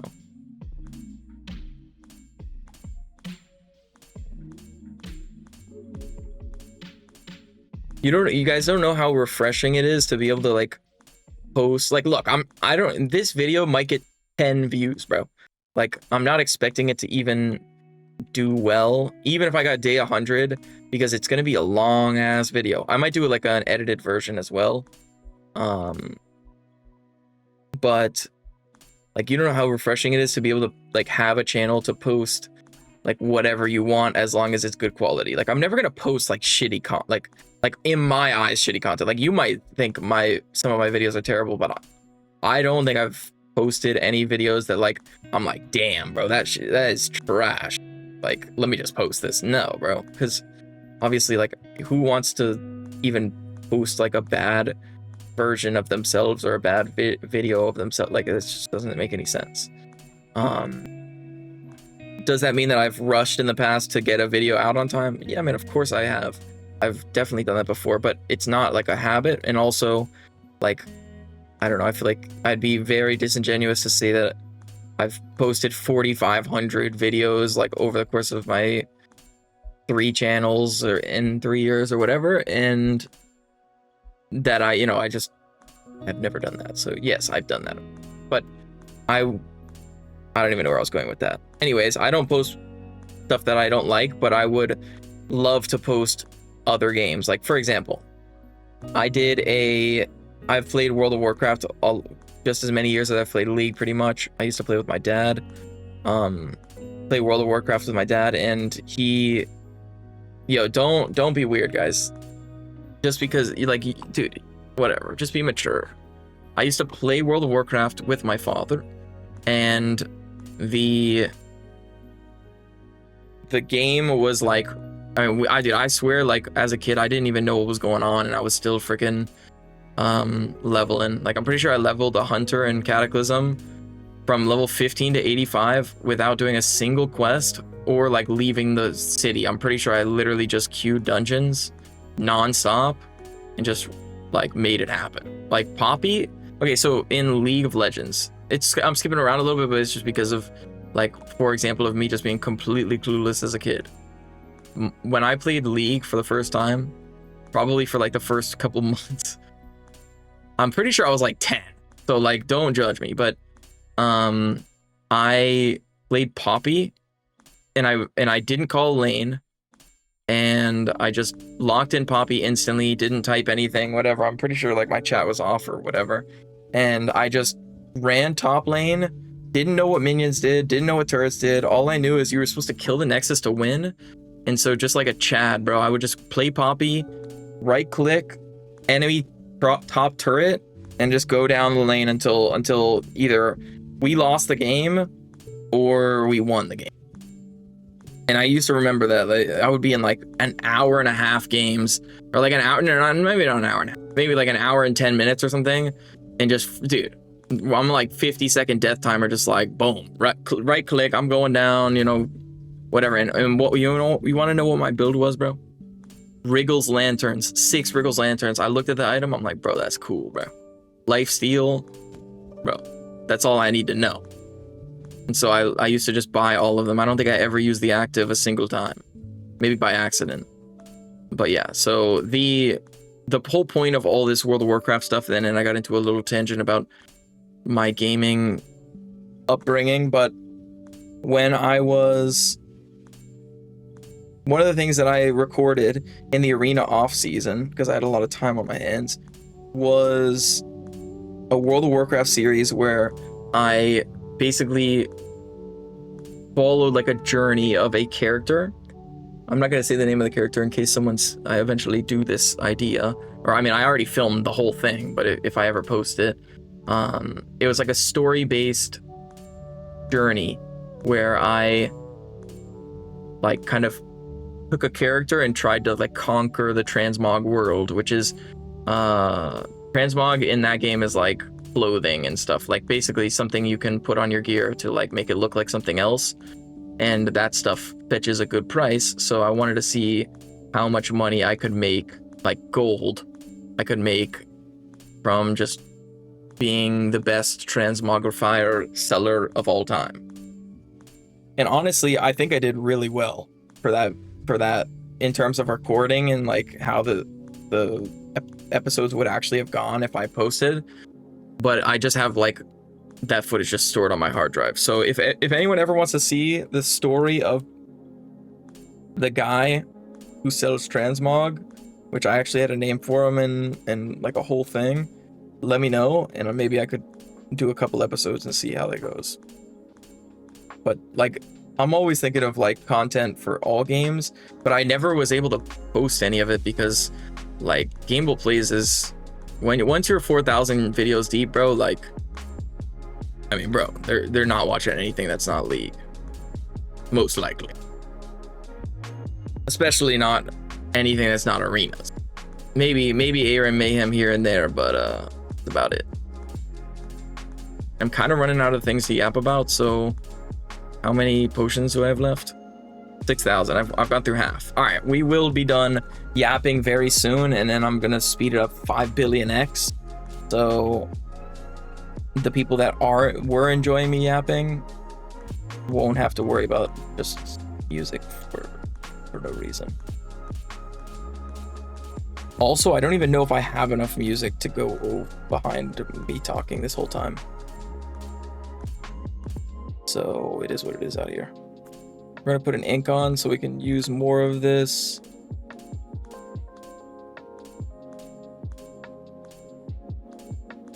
Bro, I've considered like pretty much every avenue of YouTube. Like I was gonna do a reaction channel. I had like this crazy cool like avatar and stuff. Didn't do anything about it, whatever. I was gonna do ASMR at a time. Low key, that would hit, bro. But I was like, yeah, I don't know. The problem for me is, for some reason, it's like a lot of people, I mean, I'm not even that, like, I don't know. I'm not like I don't know how to sound. I have like no ego, bro. Like, I swear. But what I mean by that is, like, I don't know how anybody knows from like other channels like that it's me.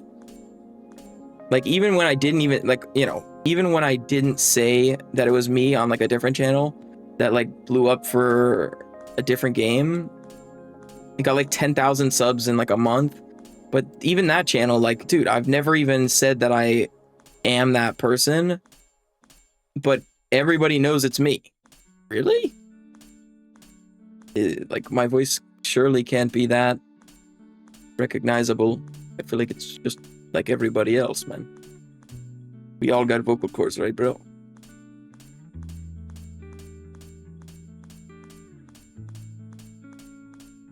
You think this frosty necklace is frosty enough, or what?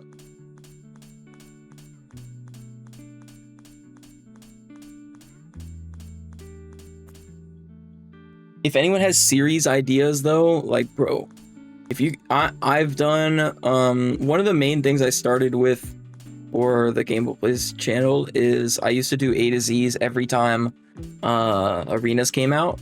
So I would do like A to Z whatever. I mean, A to Z like stat charting, which is in that game is like instead of buying items, you buy like anvils that increase your stats instead of like, you know, being like an item.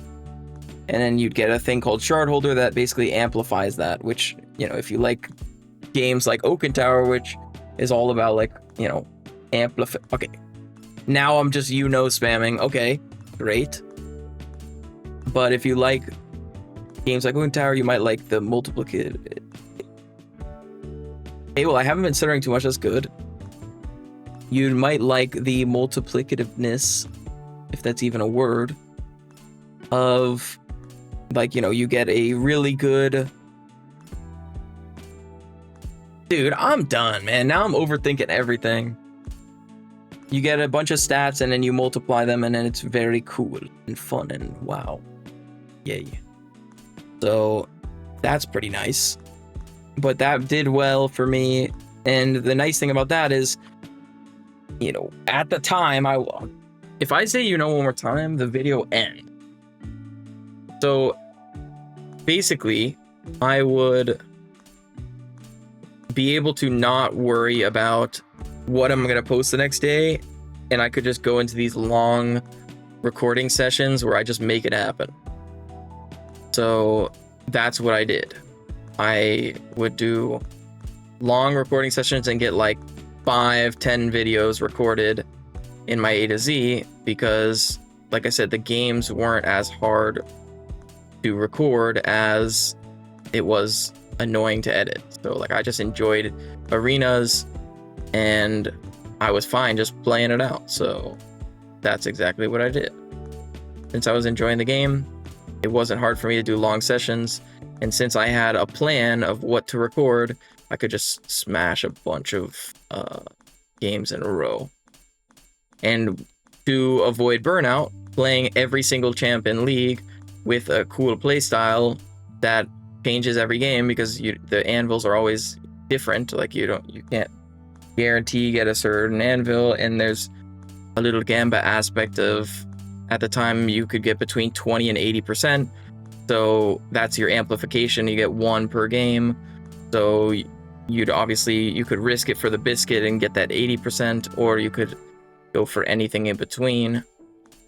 And it's a little dopamine hit if you hit a high shard holder, which is cool. But I've always done things that, you know, look, there's not a lot. GG, video's over. There's not a lot of like footage for a lot of these characters in League because not everybody wants to play or even watch a lot of these characters. So the bigger YouTubers or the people who are like maybe more analytical probably won't even ever touch half the champions that I posted and have posted in all of my A to Z's, because of course I'm gonna post every single character. And I've had a lot of comments that are like, bro, like, dude, who wants to see this champ? But I've also had a lot of comments like, yo, bro, thanks for posting this. This is my main, and no one freaking posts about it. So stuff like that is cool. Like, I think on the Grind Reporter especially, I'm gonna put out the best quality, but also like longer videos and whatever is kind of true to what I'm feeling, but also something that I'm proud of. Like, hey man, this is a yap session, but I've never done this before, so I'm happy to post it once and just see how it does. If it doesn't do well, then I understand. And if there's constructive feedback for me to do something in the future that makes sense, then of course that works too, bro. But I'm not gonna like be scared to try stuff, because then there's the what if, bro. Then what if I did post it? What if everyone loves me yapping about random stuff while moving potions? Maybe that's the new trend and everyone will start doing that. Maybe. Just maybe. This is the golden ticket, bro. How many, like, you look at my inventory, how many potions could I possibly have, bro? There's no way there's really that many. I have 2,100 free rerolls. I should probably go through those. and just look for Crown Ford potions.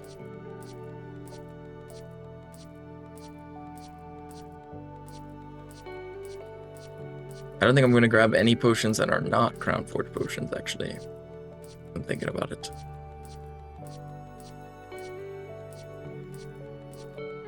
Wait, how have I not seen a single one? The GG's from these. Boom. But that's okay. Every time you see a Crown Forge potion right now, just think of it as a plus 20 to every single potion I use for the rest of the time. Like, that's kind of insane, bro.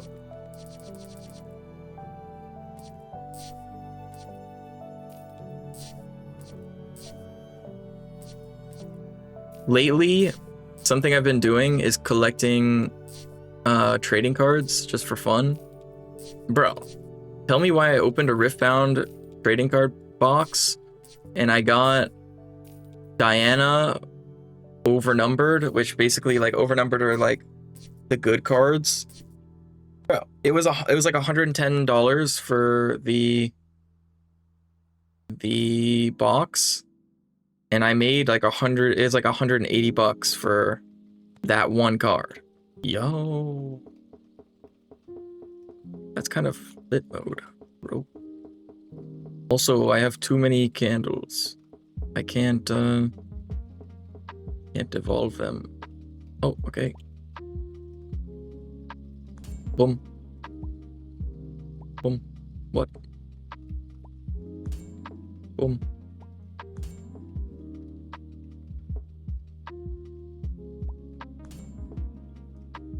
Dude, if my game crashes, I might start crying on camera, bro. Actual. Also, did I really just put those candles back where they were? Oh, testing my patience.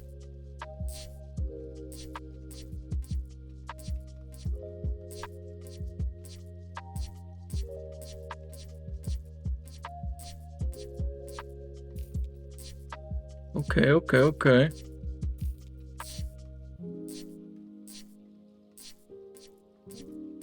I wonder if the fact that people know me means that like I'm gonna have a similar demographic, because like surely if they know me, then they've seen my content, obviously, right? That's just how it works. So like, but yeah, I don't know. YouTube's cool, bro. The fact that YouTube can like recognize, I mean, obviously I'm on the same like Google account or whatever on both accounts, so obviously YouTube knows easily that it's me, but the fact that it pushes it to people and that like would enjoy both content and stuff, bro. Goated.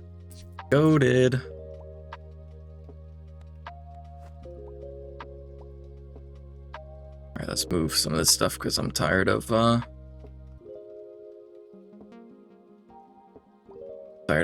dragging these in and pressing the sort button and having it erupted up. This is a good way for anyone who wants to count up how many candles I have, because this is every single candle I have. That's how many 3 stars I have. Who knows how many that was? You know. You right there. You know. Oh, apparently that wasn't how many 3-star. If you were counting GG's, it's over.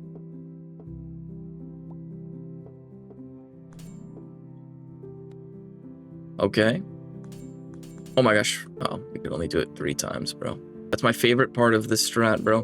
When you can just click and it just does them all instantly. Holy. That is just way too cool.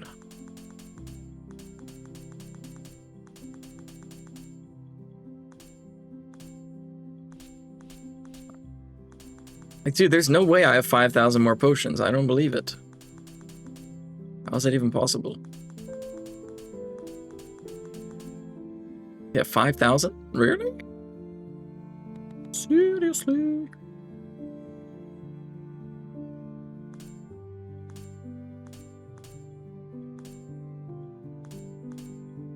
One of these.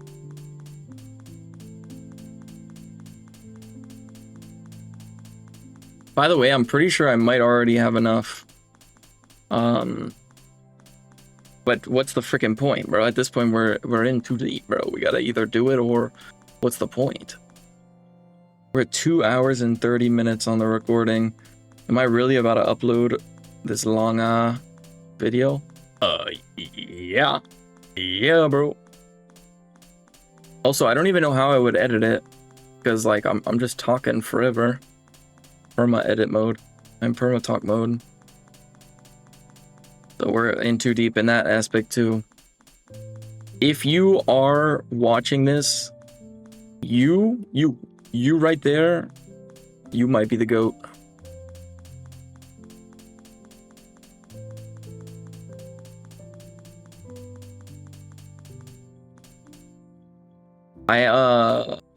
Let me know if you think I should make a Grind Reporter Discord when I grow. I mean, right now I think my community is too small for it, but my Game Boat plays, I have like, I don't know, 350 Discord members in there, and it's cool for me to be able to like post in there without, like, whenever I see or have something that I want to share, without always having to post on YouTube. Like, if you don't know, YouTube only sends out three max like notifications per day, and some things you can't control if there are notifications or not. Like if you make a YouTube post, I'm pretty sure it's like impossible to stop it from being one of them, one of your three, unless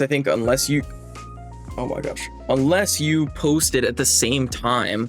I don't think it sends out two if it's like both scheduled at 12 or whatever. So that's the only way. But other than that, you only have 3 a day, and for most people that's probably fine. But for Game Boat Plays Grind Reporter, in the past it has been a problem. Meaning, like, look, I don't think it's gonna notify somebody every time, and don't worry, I will not. I cannot post 1 million episodes a day on Grind Reporter. It takes too much time to even get these episodes, let alone edit them and upload them. But for League, that was the main thing, is especially when I was doing the A to Z and stuff, I wanted to get as many up as I could to try to get through that while Arenas was out. And since Arenas was a limited mode, I felt like since I was getting so much content filmed, I wanted to get it out as much as possible, which probably makes more sense now why I was posting as much as I was. However, I try not to use my community posts too much, because if I ever do want to post a short that I think is worth sharing with you guys, that does also take one of my slots, and it's 24-hour thing, so it doesn't reset at 12 a.m. or whatever. So I do have to kind of, so let's say I post at 1 p.m., 5 p.m., and 12 p.m. I can't post something at 11 a.m. because I won't have anything left until 12 p.m. So kind of have to be a little strategic with it. However, the one thing I've tried to not min-max is YouTube, which sounds stupid because I'm considering I'm trying to make it like my job, but I also have continued to love what I do, and probably if not almost certainly enjoyed it more and more the more I get into it, rather than making it so like analytical that like it doesn't even feel like a passion project. It just, then it would be like, you know, a money grab. And look, you know, money's great, and I want to move out and get a girlfriend, get married, all that fun stuff, but if all I cared about was money, then I don't think I would be doing YouTube for so long, or at least I'd be doing things very differently. But I feel like that might be something that also can distinguish me from the rest, in the aspect of like, I'm willing to try things or games or whatever that I think could do well. Like, I'm never gonna post something that I know is gonna do horrible, even if I think it's good. Like, for example, I thought it was like, I thought all those TFT things were good, but they made no sense. Like, I was just doing TFT with one of my buddies, and then I just decided to min-max it in my free time. However, I don't think it would make any sense for my viewers, so I never posted it. I still enjoyed filming it and whatever, and because I film so like a lot of people when they first play with me and stuff, yo, are you recording it or whatever? Yes, I record every single game that I play on every game. Like, I record everything that I do gaming wise. So because one cheat code is, if you can afford it, getting a external hard drive and just having it perma plugged in and just storing whatever you're not using, like games, files, whatever. Recordings for me, like, you know, I record all these series and stuff. Like I did an OSRS series, I did a RS3 series and stuff that's never been posted, and I could do whenever. I did a Clicker Heroes series, Poke Rogue. I 100%ed Poke Rogue and never posted it. Like, I have so much footage, and some stuff is still like, some stuff is kind of timeless because, you know, the games are like freaking 20 years old anyways, and there's not that many patches. So if I ever wanted to go back to them, I still have them. But anyways, the external hard drive thing, just get one. Dude, it's like 80, I mean, 80 bucks is a lot of money, right? For a lot of people to just spend whatever. But it's probably like the best 80 bucks I've ever freaking spent for like 5 terabytes or something, which, I mean, obviously all of my recordings can go on there. So definitely consider doing that. And I recommend YouTube to literally everybody, bro. Like, if you're a gamer, or even if you're not a gamer, there's a space. I'm a believer that there's a space for every person on YouTube. I don't see it as competition. I know some people would be like, oh, dude, you know, I'm not gonna tell them to do that because what if they make better content or whatever.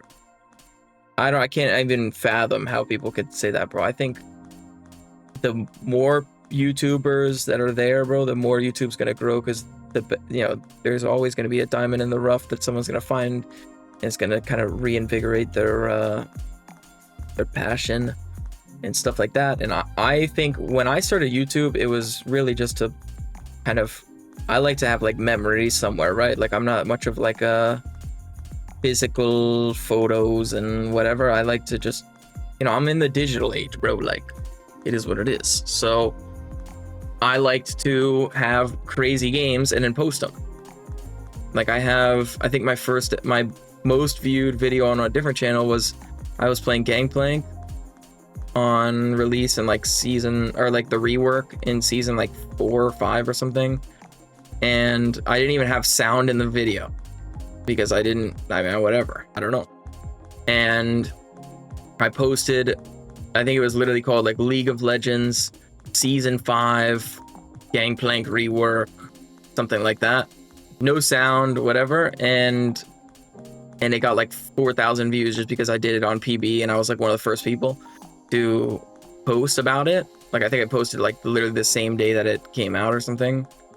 And like some people were like, oh, dude, nice barrel chain. And I'm like, yo, dude, it's me, bro. Solar Baka right here, you know what I'm saying? But no, it was just really cool. And I think something like that is cool to do. Like, just put, like, if you're gonna play, even if you're gonna do full gameplays, bro, like, as long as you're not doing something that's like you shouldn't have on the internet, like, hopefully you're not doing that in the first place. But assuming you're not like a complete asshole, toxic motherfucker, then I think you should just film what you're doing, like whatever you're doing. Honestly, I mean, I'm a gaming channel, right? Like, I don't even have a face reveal yet, but I'm a fan of whatever you're doing, just film it, and then if you're comfortable, post it, and you never know. I mean, you can blow, like, literally, like that channel that I don't say as me just because it doesn't really make sense for my content. It's also a gaming channel, but whatever. Anyways, like, I didn't expect it to blow up. I just wanted to post that game, and then it just, you know, popped off. Like, I don't know. I just post, and then I tried it, and it did really well. I'm like, oh, that's cool. Now, granted, I did burn out pretty hard on that, but it just kind of proves, at least to me, that you can be very analytical and know what works, but you can also just kind of get lucky, but you can also strike gold. And I think, okay, back to the spam, I am sorry, GG.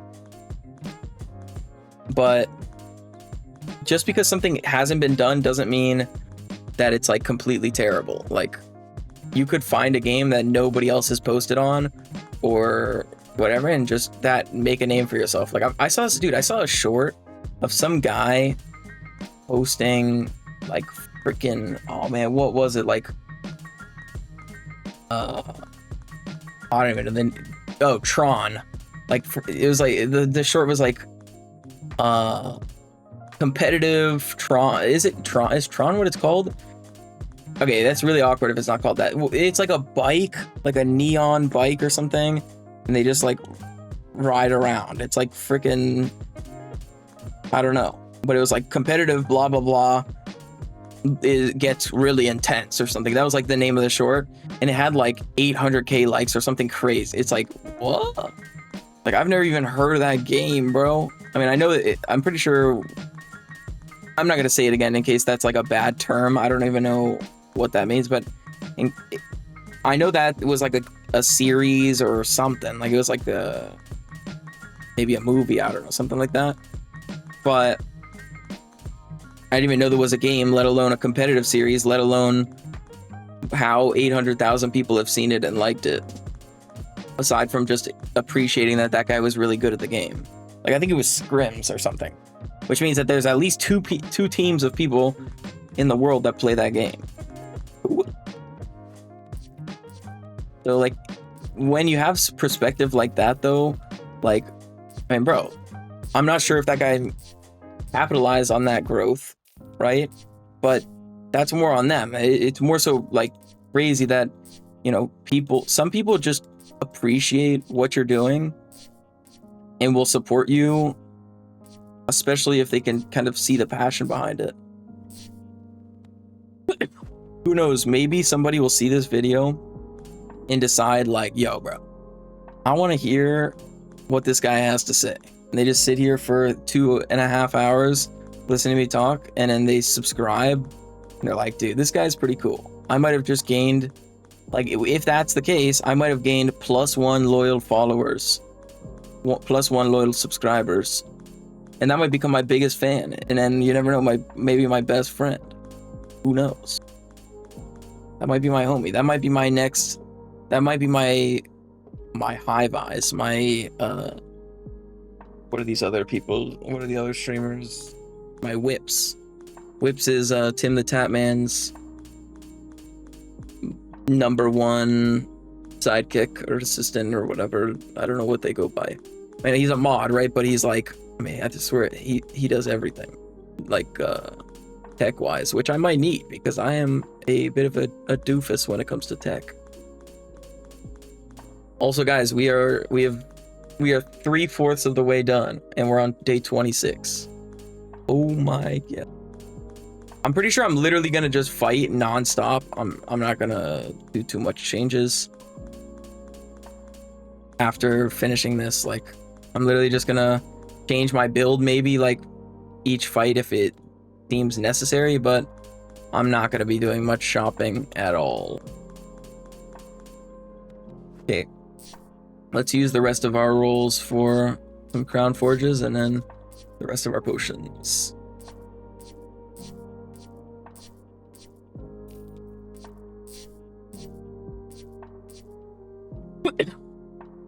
I mean, hopefully I at least said something of substance in this video, bro. And for the people that just wanted to see the run, bro, I actually feel bad. Because, like, I might have chose a weird time to like yap for a video, like on a cool challenge. Like, I honestly think this challenge was pretty fun. It took me a lot of tries, I'm not gonna lie. That's how it goes, man. When you can't level, you gotta get lucky. Then again, the game is all about luck anyways. even though there is strategy, obviously.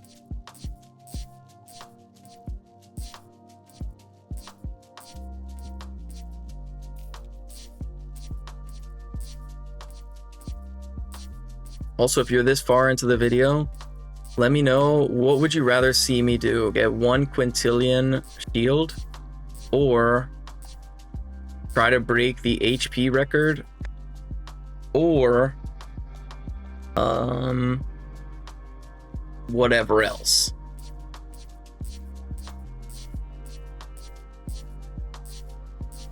I could still go for a poison maxing game.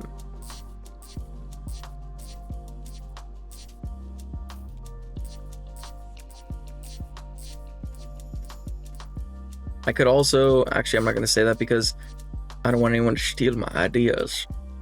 But there is something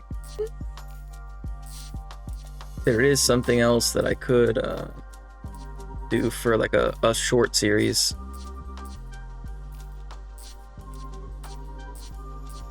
Maybe I'll try that. Because with Oaken Tower, like, I don't know. One of the other things behind like being stuck behind a game, and I'm not saying I am, because it's a very new channel. I don't think you can be stuck yet. But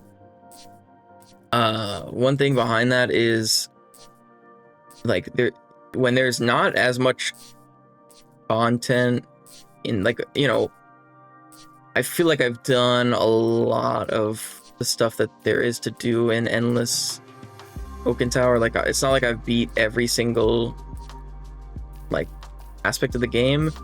But there's, you know, you kind of want to... The spam is driving me insane. So I'm sure it's driving you bonkers insane. But, yeah. I don't know what else... Like, I'm going to try to innovate as much as I can, but at some point, I don't want to just do, like, the same thing over and over, right? Like, right now, I am trying to beat... I mean, this video in particular is like a challenge slash trying a strat that I haven't really done much of, but I don't ever want to like just be trying to do the same thing over and over and just try to get a better score if that's not like something that's interesting just for the sake of posting. For example, like a game like Brotato, which I've seen Dex play, and I've been binge watching him play lately.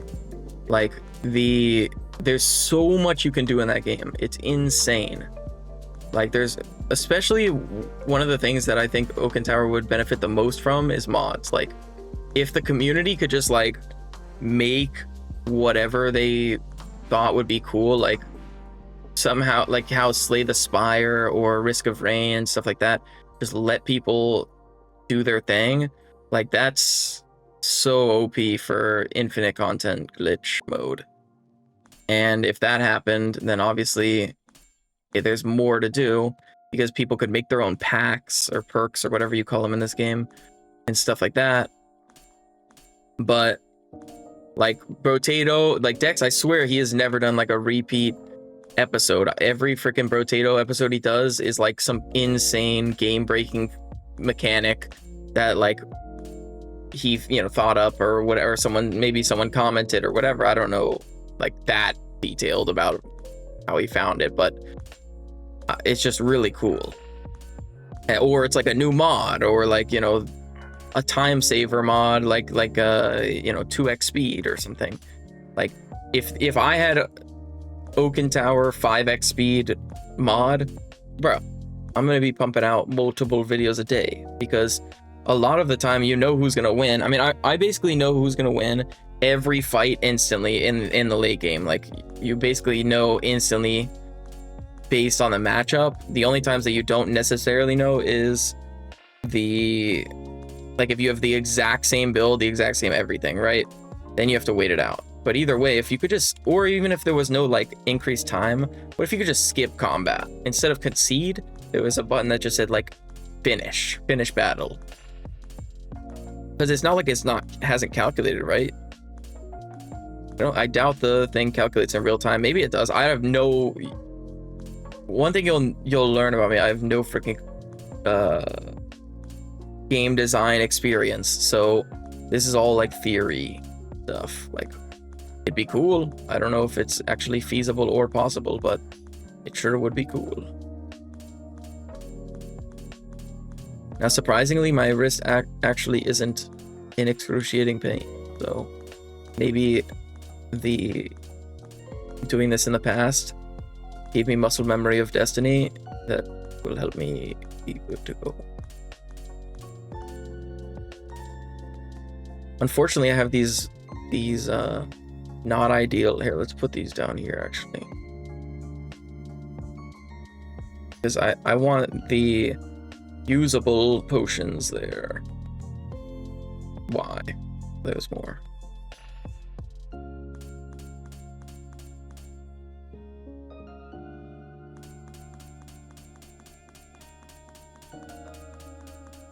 I mean, hopefully there's at least a respectable amount of damage. I mean, there is no way that I'm gonna have enough damage for this, but it would be cool to be able to deal. I think the HP world record right now is 20-something billion. So if I could do more damage than that, then I could beat every build in the game except for Blazing Bull. And if I'm versing Blazing Bull, hopefully I can scale my shield enough to win against that. Then I would beat every build. But I have to also get HP every round, because I need to be able to survive every 1,000 cuts as well.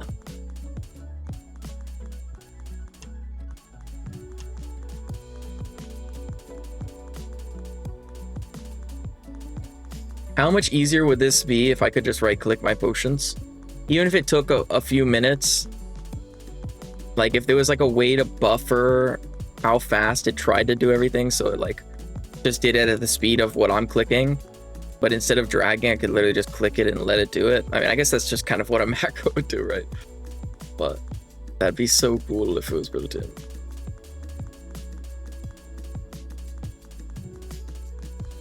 One other game I've been considering is Balatro or Clover Pit, something like that. Let me know what you think about that. Those games are pretty freaking cool mode. I have some experience in Balatro. I went for the Nan Inf, which is like the Infinity. I'm pretty sure I've gotten it, but I'm pretty sure I had it, but something happened and I don't remember. But on stream, I remember talking to somebody and being like, yo, that was Nan Inf, right? I think I had it, but I didn't do something correctly. Oh, I think I fought like a boss I fought a boss that did something that I couldn't win with against, and like I ended up losing my run when I had it like that next round or something. Like I didn't actually see the Nano Imp, I just would have had it if I just didn't be a doofus noob lord, the Luxor.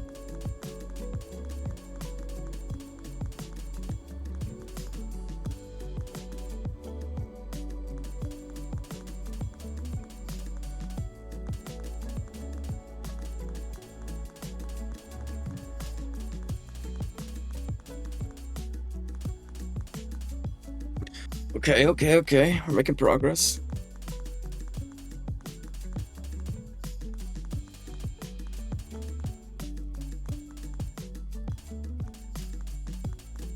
So at the end of this footage, my vocal cords are gonna be cooked, and so is my wrist. And my brain. GG. G to the G, yo.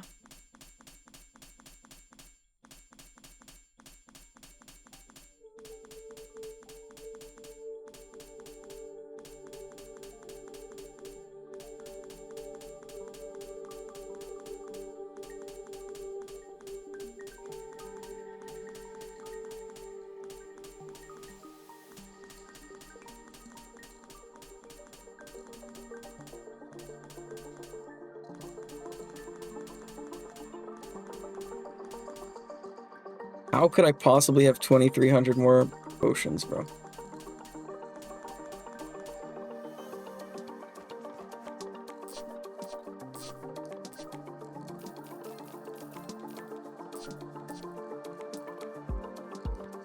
Oh, I ran out of money.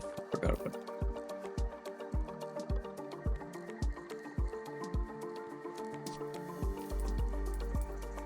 I see.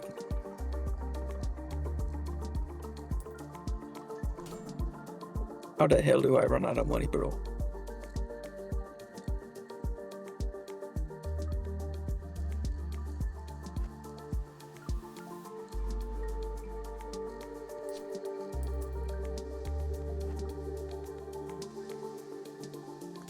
Okay, whatever. I'm done.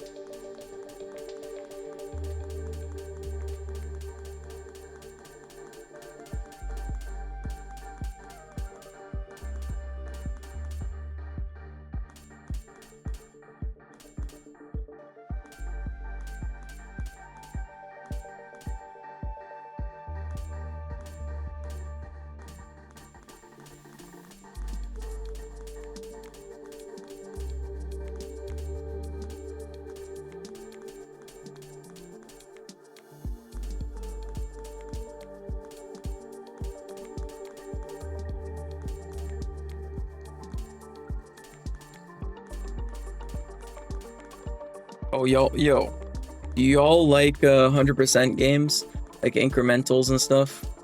Because I've 100%ed a game about feeding a black hole. I think it's literally the name of the game.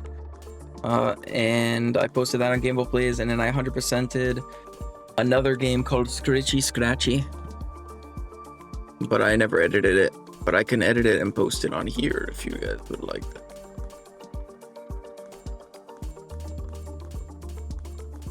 Also, I'm really talking like somebody's still here in the video. I know. I feel like I'd have to have some really legendary fans to still be here.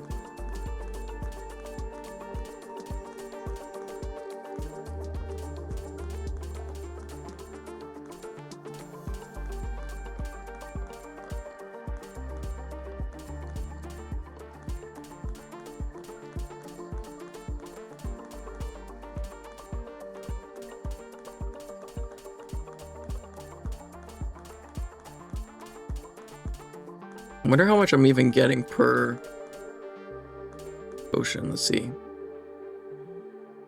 649, 850. Am I getting 7,000? No. 2, 3, 4, 4. 3, oh, 1.3k. So what does that mean? I have 260 candles? That doesn't sound right.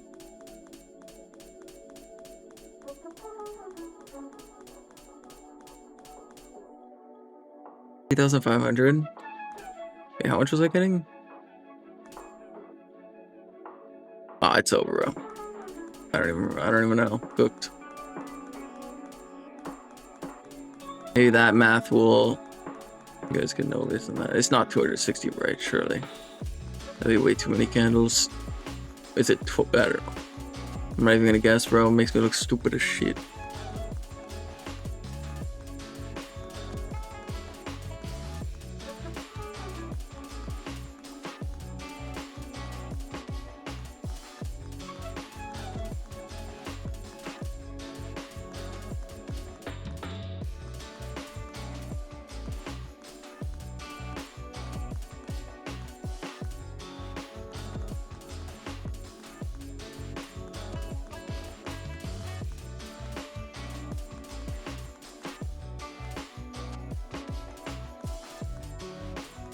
I'm not gonna lie, y'all. I keep on thinking about just freaking saying this is good enough.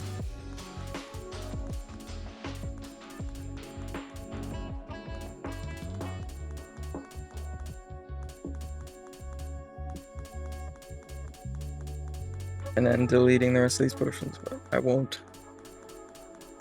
I refuse.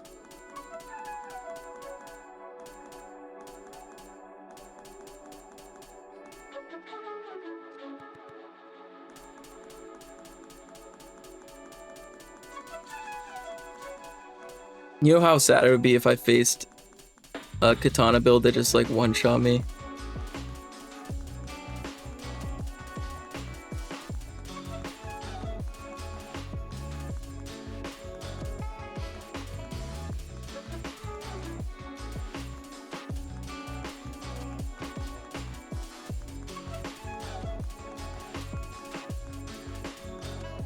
I'm actually impressed with how fast I've gone through these. I feel like, I'm pretty sure my last run took me like 5 hours. Something like that.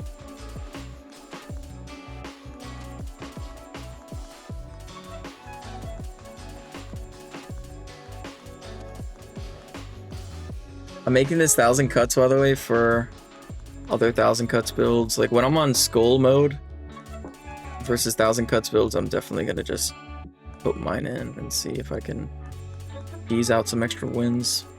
Because what 1,000 cuts guys are gonna have over 50 million HP? None? Surely.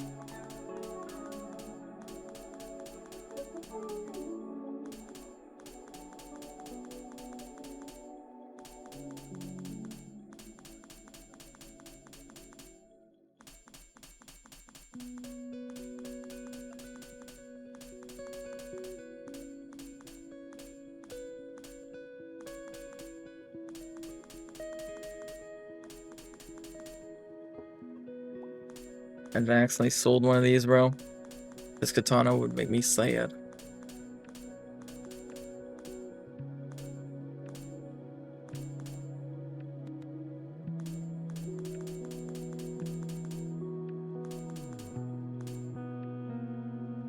What do you guys like more? Do you like ranked more or endless in this? Or casual? Also, would you want to actually see me? Okay, if you stayed this long, right? Stream. Just stream. Okay, if you stayed this long, right? Stream if you think I should start streaming like the grind reports, like as I'm playing. That way you can. I mean, I might as well, right? Because right now I just listen to K-pop and freaking sing along. But I'm down to talk with chat and just yap around, because I mean these runs do take freaking forever. And if I was talking to chat, then it's much easier to go kind of pass the time.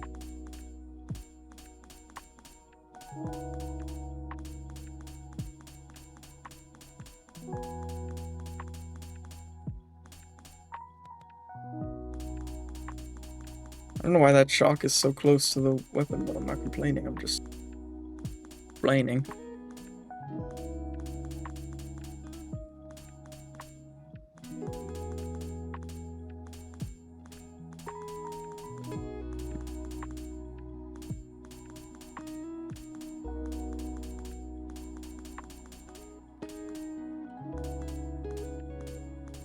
I have a feeling that someday my most viewed video on this channel, not my other one, because the other ones, like I specifically go for world record stuff that I think will do really well.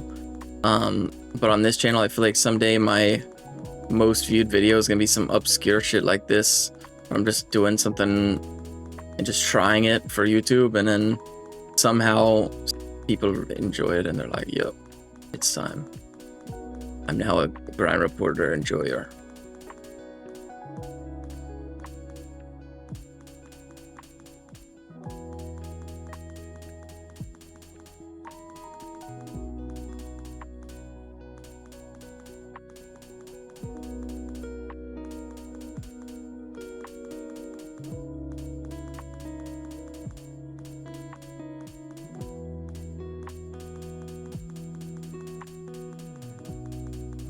Okay, we're almost under 1,000. So legendary.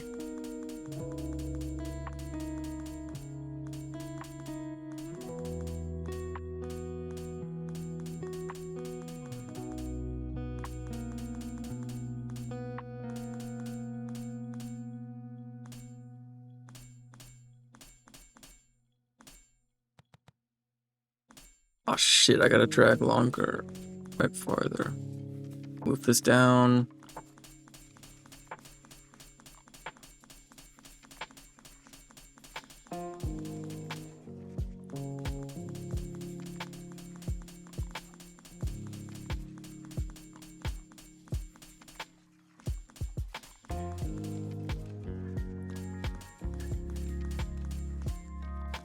I'm gonna grab more from the middle.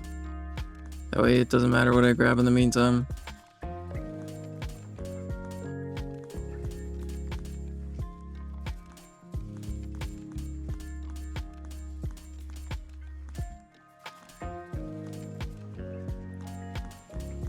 Can you tell my energy is sapped a bit? I haven't talked this long on a recording in freaking forever. If ever. I don't even know if I've ever done a long... I don't think I've ever done a video this long in general. I don't even know if you can post something this long on YouTube without some freaking special permission slip or some shit, bros.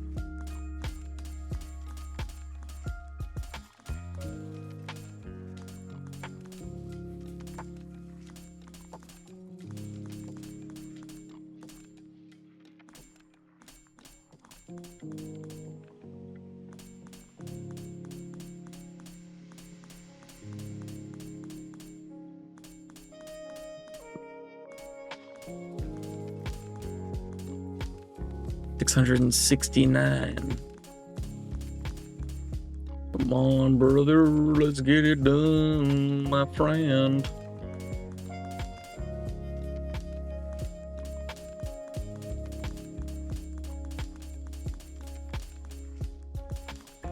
Starting to misclick, it's over.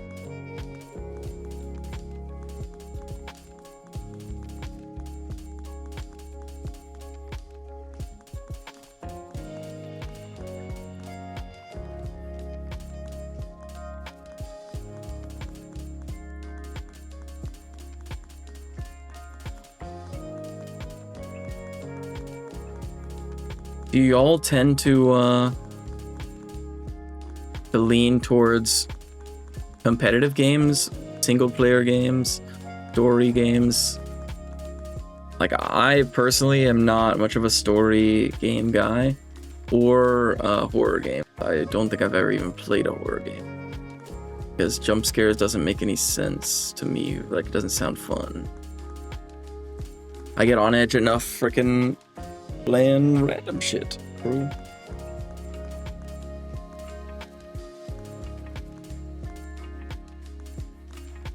Also, especially being on the computer for such long hours, like, bro, can you imagine being tense for a lot of that time? Because you're playing frickin' the Slayer of Doom Deluxe Edition extra scary, with jump scares included or something.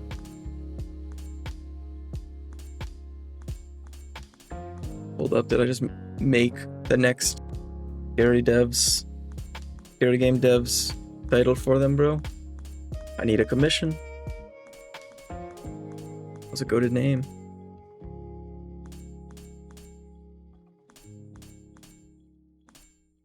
Now, write in the comment section below how much you think my Cobalt Spear is gonna have when I combine it with everything.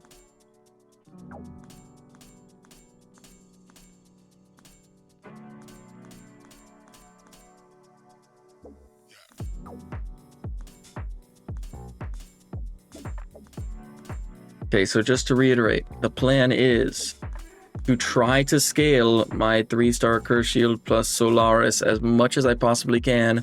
However, as soon as we lose one time, we will put in the final build, which will try to one-tick or beat every other build in the entire game before they can beat us. I should only be able to, if I can survive every 1,000 cuts, I don't think I'll ever be able to survive the 1,000 cuts that I made myself. So in which case, if I lost to that, then hey, so be it. And we'll need a like on the video because that'll be sad. But everyone else, if I can survive their 1,000 cuts, then the only thing I can lose to is a Blazing Bull, and I hope that my 1,000 cuts will be strong enough to at least survive the Blazing Bowl of Doom.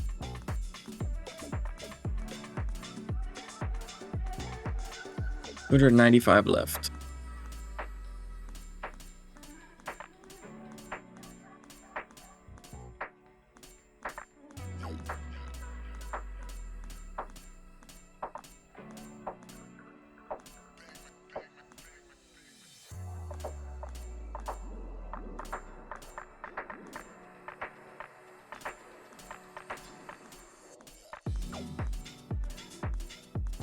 You know, it'd be cool if you could like customize somewhere what potions you wanted to insta use, and then they would just insta go on, like when you generated them, they would just insta go on to whatever you used last, or you put like a prio potion or something on something, and it just auto uses all potions on it forever, or until you use a different prio potion or something. I don't know. That'd be legendary. Then again, I feel like the dev might not want this to be like the meta strat, because it's kind of, I mean, it's a little broken. I think I'm pretty sure you could literally make 1,000 cuts that can beat every single build in the entire game ever created, and maybe ever able to be created with this current patch. Because you might not be able to scale Solaris enough to survive like a 50 billion hit katana. So, because there was definitely room for improvement on mine that did 11 billion, like including the execute, right? 150, come on. Let me finish this, bro.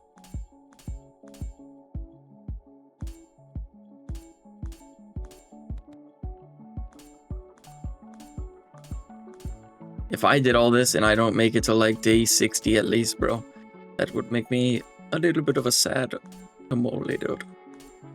Freaking tamale, dude. Okay, 116. Surely I get to at least 9 mil, right? Yeah, I do.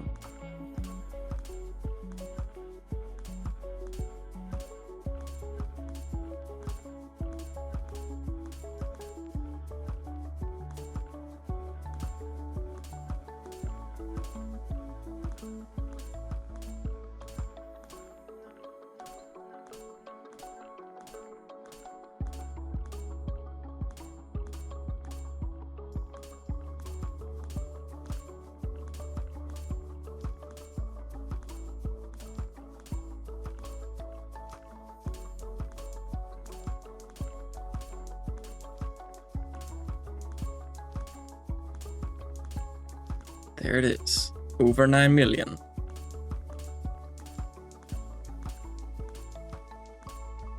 $42 potions left. And we'll have gone through all 12,000.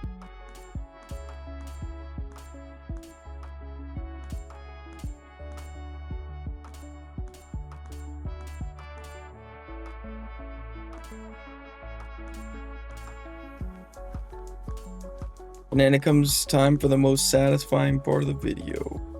And then possibly the most satisfying endless rest of the run. Or the most saddening endless rest of the run. Alright, all done. Now it's time. Get rid of all of our candles, because we're done. We're fully committing. This is our katana. This is this.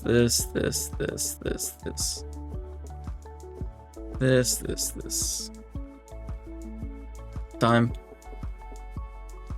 There's our spear. It's at 9,085,900. Boom. 81 million. Boom. 154 million. 227 million. 300. 370. 445. 518. 590. 663. 736. 808. 881. 1 billion damage. Okay, not bad. We still got more.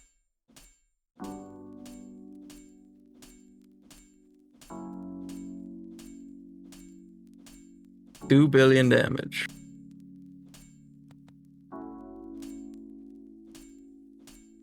$2.5 billion damage. Times 6. And this.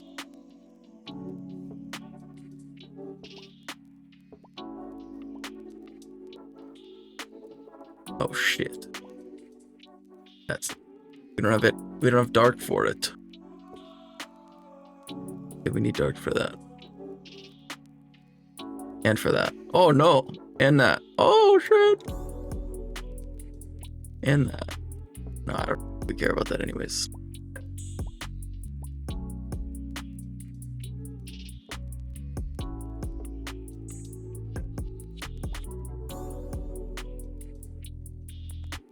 Okay. Okay, we need dark potions. Badly.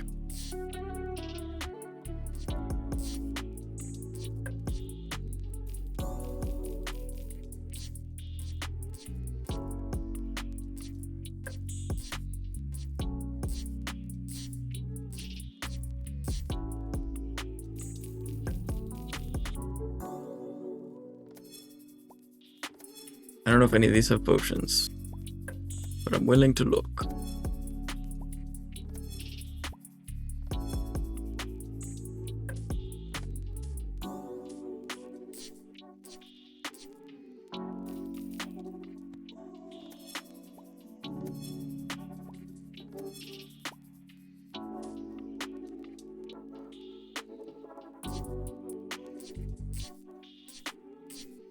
There's one. Okay, so most important, we don't need dark on this. Most important is dark on this. Then we probably want it on... We don't need the sword. Yes, we do. Then we want it on the sword and protector. So we need these two to get dark. And we'll put this one too.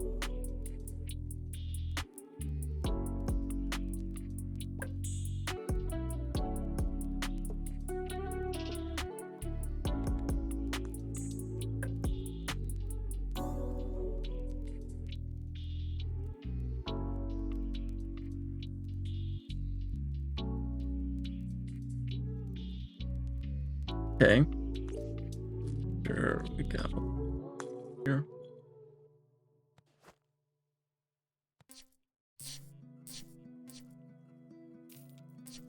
Get multicast.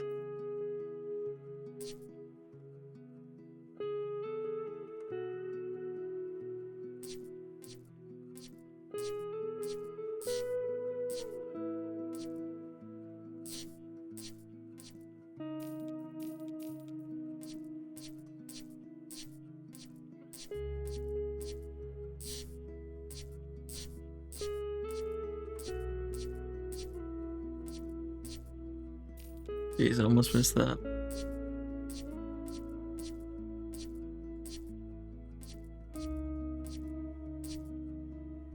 It sucks that I put ink on this, bro. I'm not gonna be able to get it down to 1 second. I mean, to be fair, if it doesn't kill him in the first second or whatever, then it's over anyways. At least that, like, that thing won't matter anymore. So we want this dark there.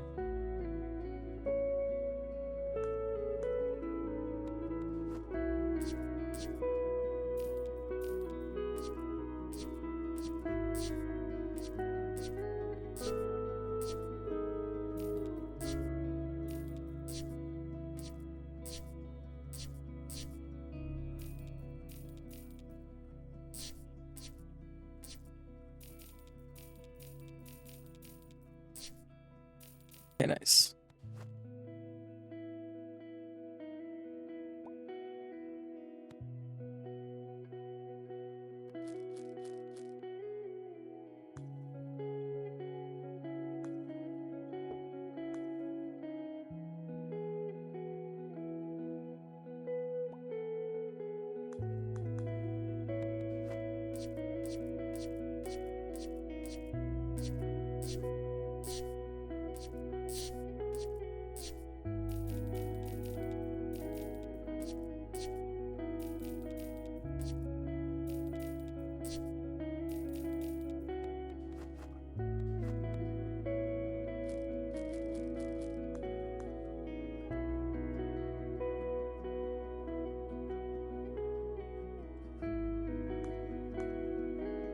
I mean, I'm gonna be using... Yeah, okay. Alright, it's time. Actually, it's time. It's time. Okay.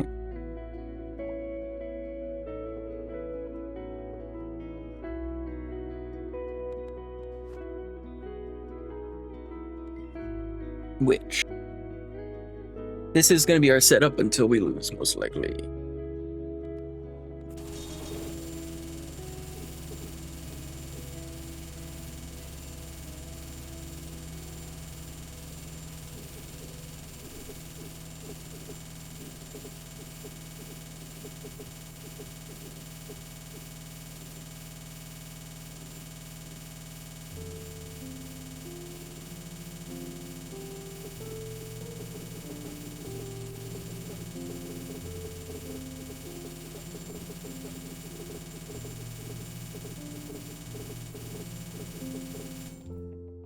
Okay.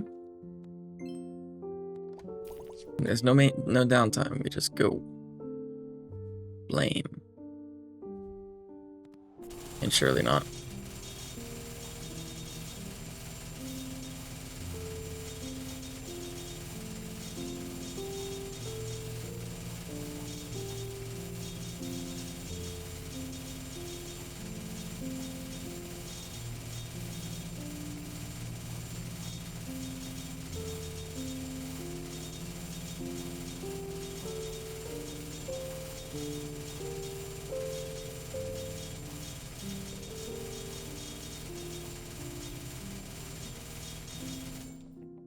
Okay.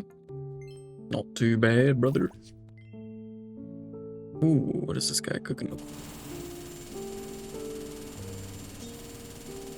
Think we win. Yeah, we definitely win.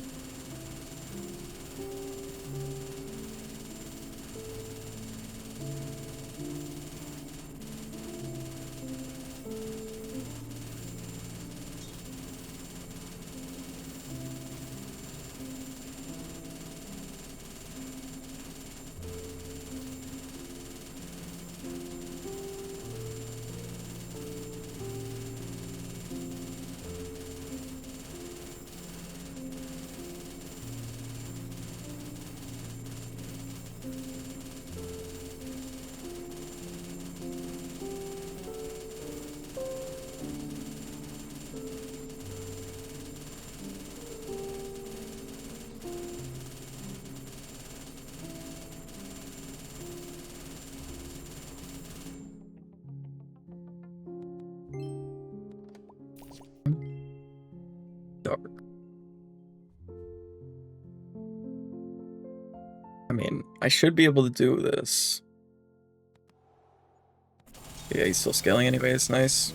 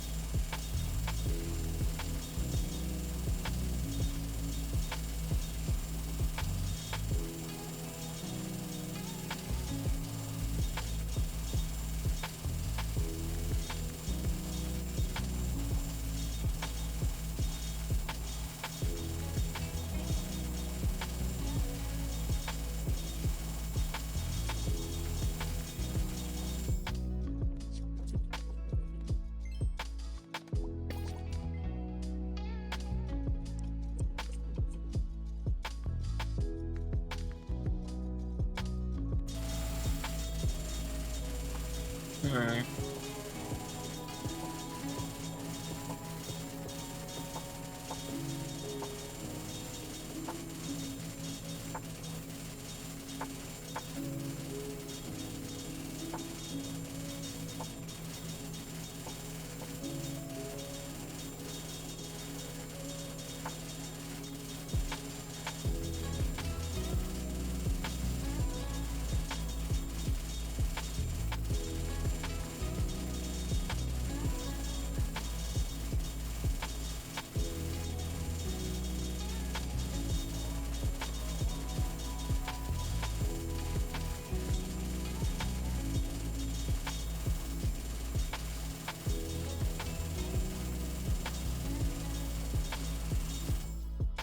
much is it now? Went up 1,000 trillion.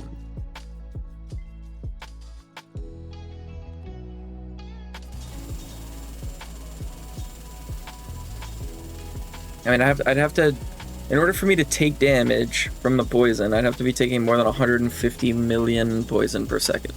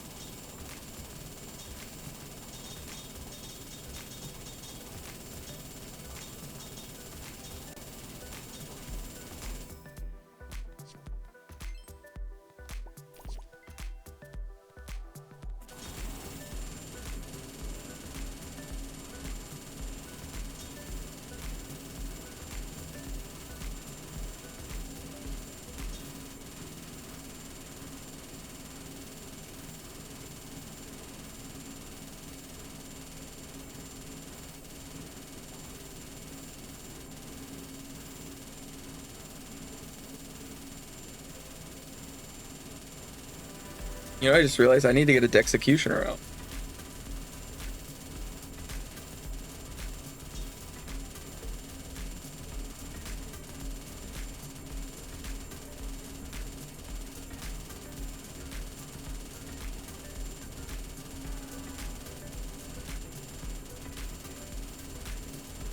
I'm not out, I need to get one.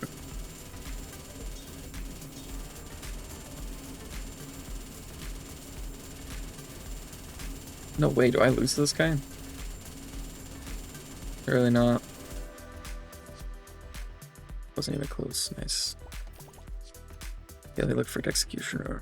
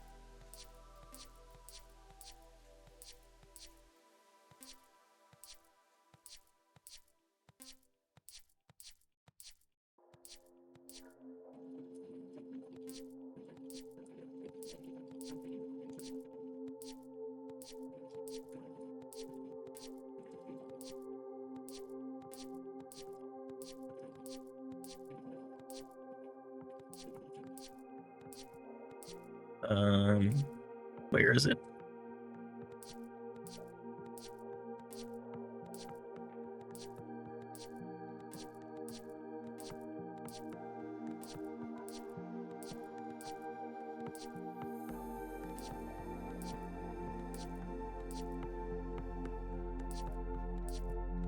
Did I already go past it or something?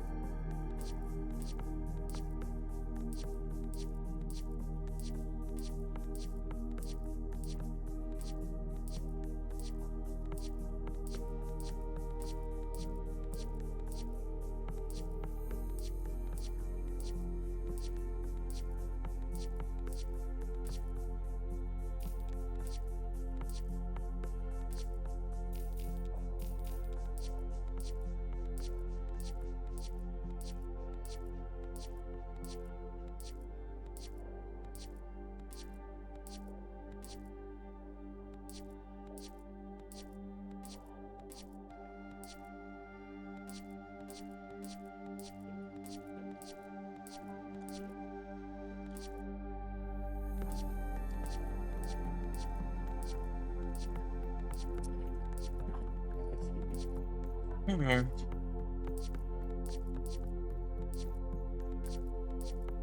Very interesting. I'm not sure exactly.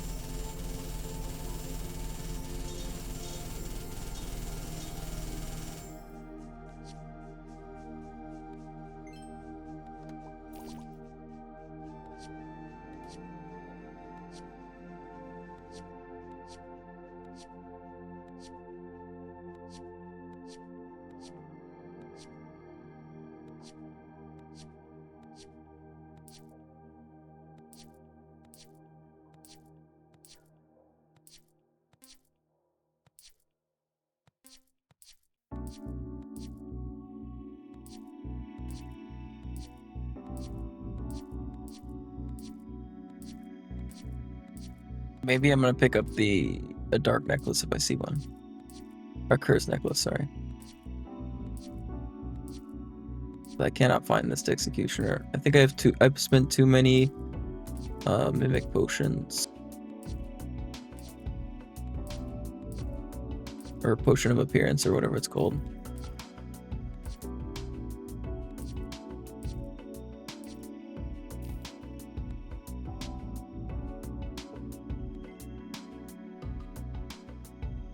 Moon.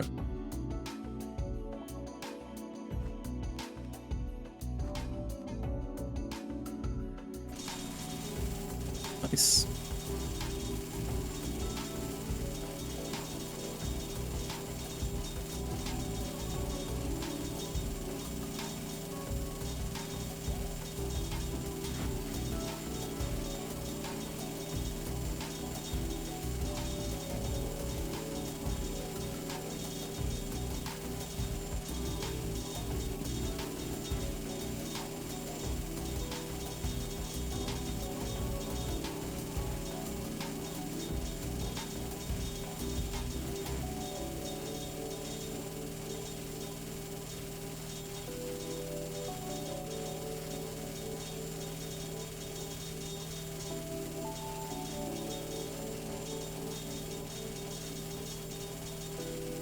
Okay, next time we fight a horn guy, I'm gonna mute it. Sorry about that. I didn't think this fight was gonna go so freaking long.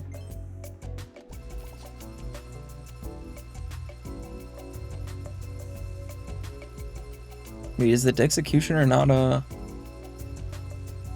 Oh, there it is. Thank goodness, man.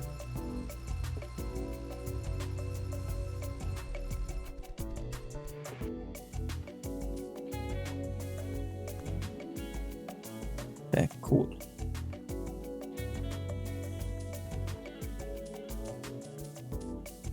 We very well might be able to just literally one-shot everybody, but I'm not gonna risk it, bro.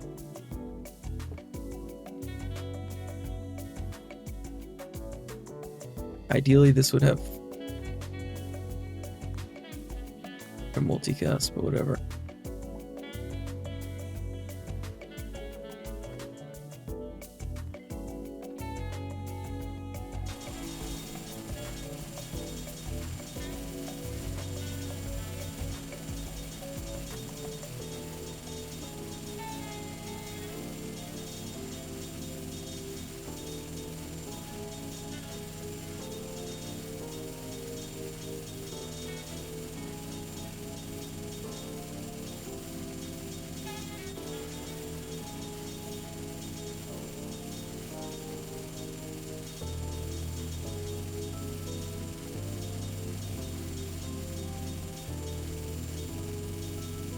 Yeah, we're at almost 600 mil HP now. It's pretty good. I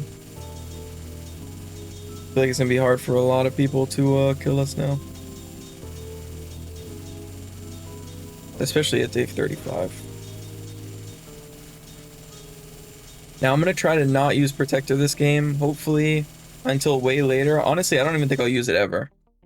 Hopefully I have enough Solaris healing, and then eventually we'll, if we lose, we'll probably go to like a full one-shot setup.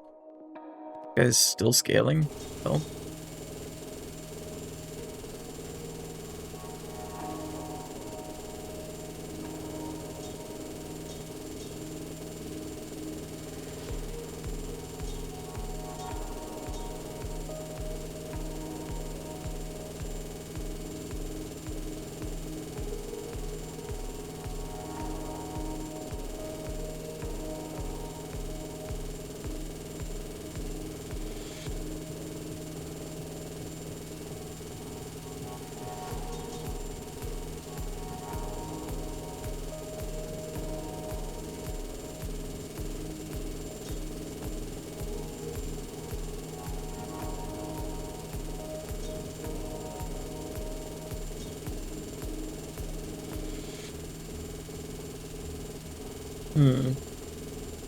Hopefully it's at least a tie.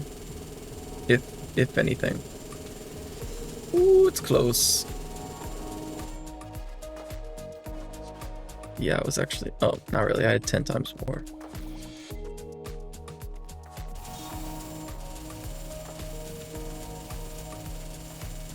Shit. Might be it for the scaling, y'all. We're facing a freaking sword abuser.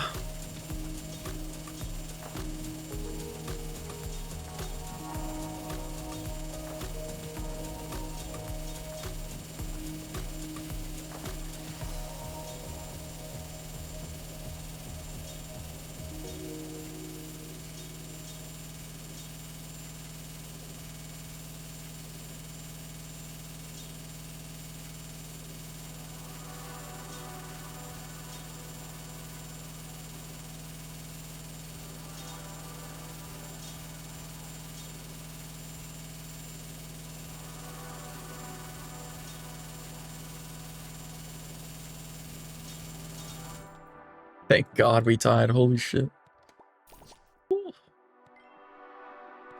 Hey. Hey, does it even do anything? I swear it doesn't, bro. If you don't have it maxed. Which I don't, so.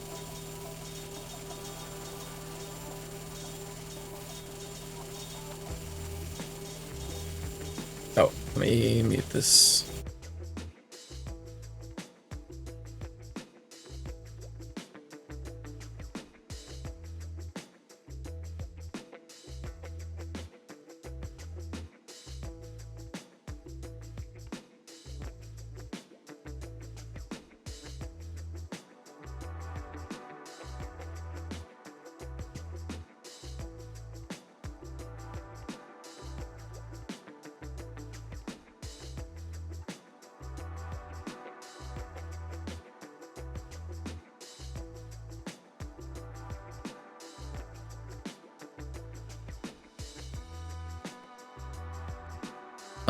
Guys, I'm wearing two. Alright. How much is he at?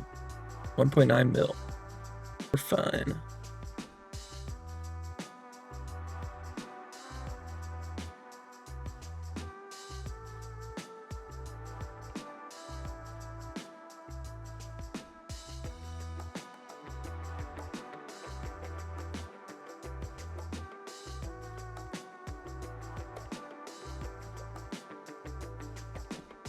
Another horn though, so it is what it is.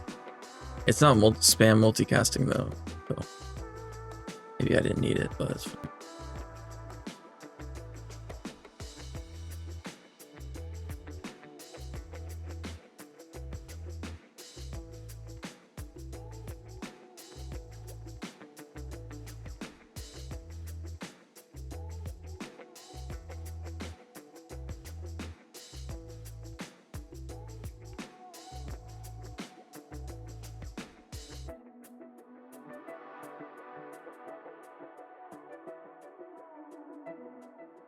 Actually, let's see who it is. Okay, we're good. Good to have volume again. Respect.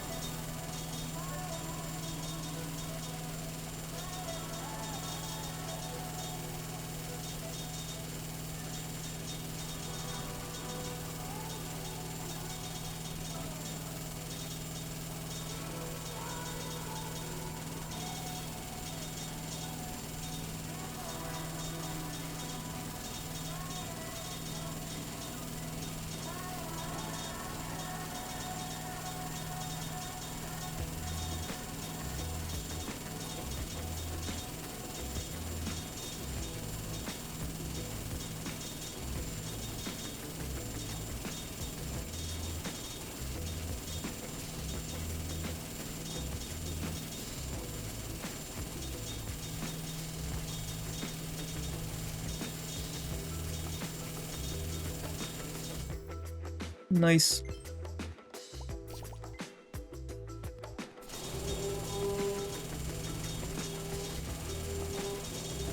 Okay, so he has, how much is that? 20 million, so he had 4 million damage.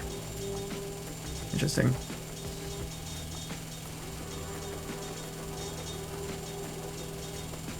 Oh, I'm sorry.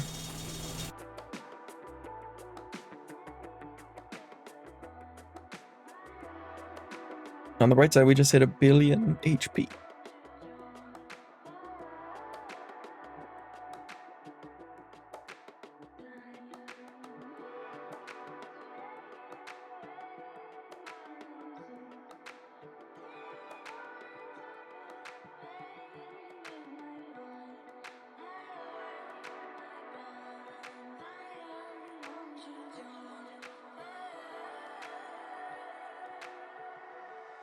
Okay, I should probably start looking for that multicast. I need 4, I think. We're not going to use a protector.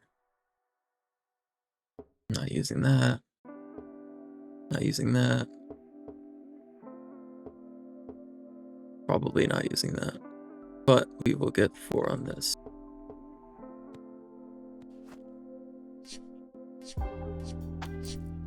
Multicast, please. There's 1.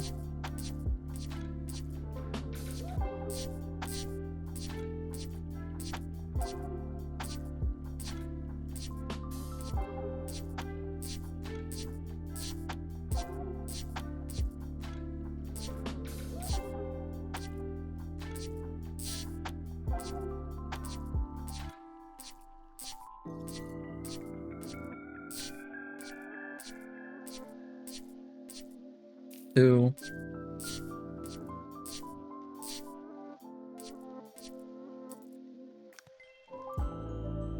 Testing mode. 40 million. Jesus Christ, man.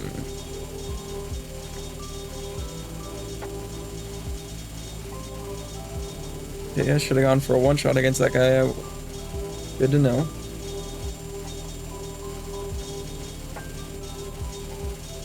Who is this testing mode guy?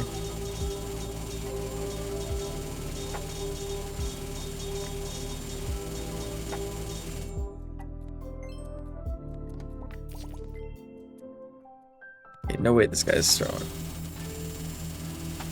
Oh god. I think I lost.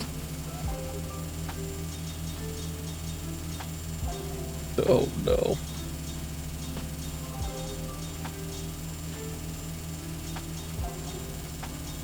Why does he have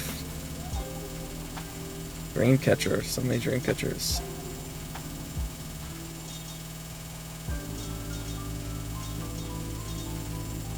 Alrighty, time for the one shots, guys.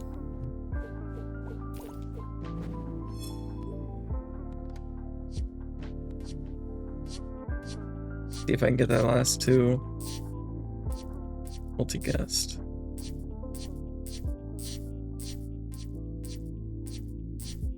One. Nope.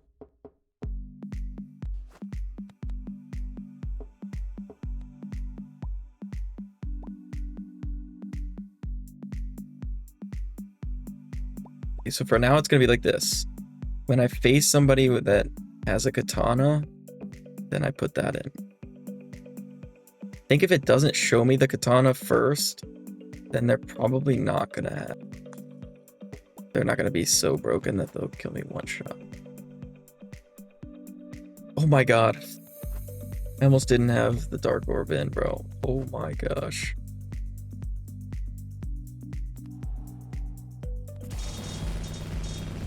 There's no way I just faced a guy that has a blazing bull as his main thing with double novice blade. That's... Well, I guess the day 44 is the end, bro. That is so crazy, man. Well, pretty anticlimactic because I'm pretty sure... Could I have one-shot him? No. Okay, I stood no chance against this guy. Oh my gosh. Well, this looks very familiar. Pretty sure isn't this the exact same strat that I was running for my Pyromaniac build? That's funny. Let's see the difference in shielding, and then we can do 80% and see if it was the same. Also, I'm pretty much dying to his burn. XD. Let's see. 19,000... Oh.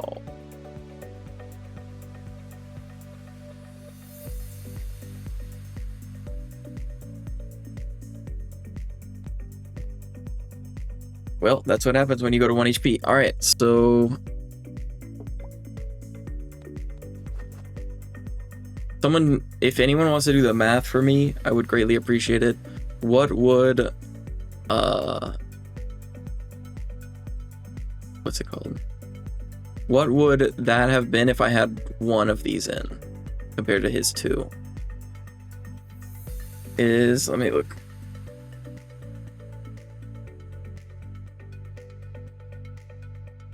Calculator. So 800 times...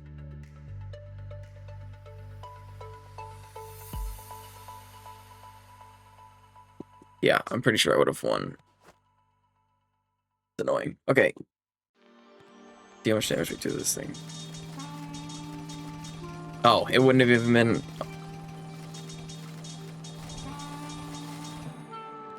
Let's see. With the Dark Orb. Okay. This only attacked 10 times because it has crazy high thing. Interesting.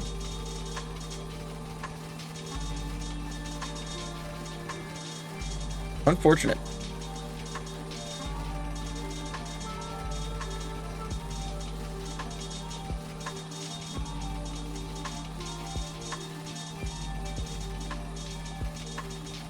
Well, either way, this is a video.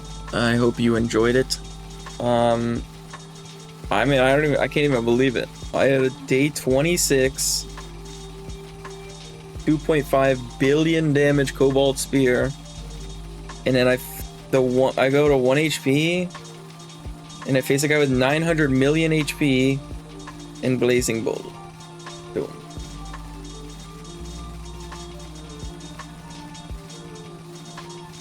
Well, GG's to that guy. The double sword tech, bro. I shouldn't have brought it out. Not saying he's a fan, but that is some tech right there. Alrighty. Like, comment, and subscribe. Sorry that we did not get the 100 days.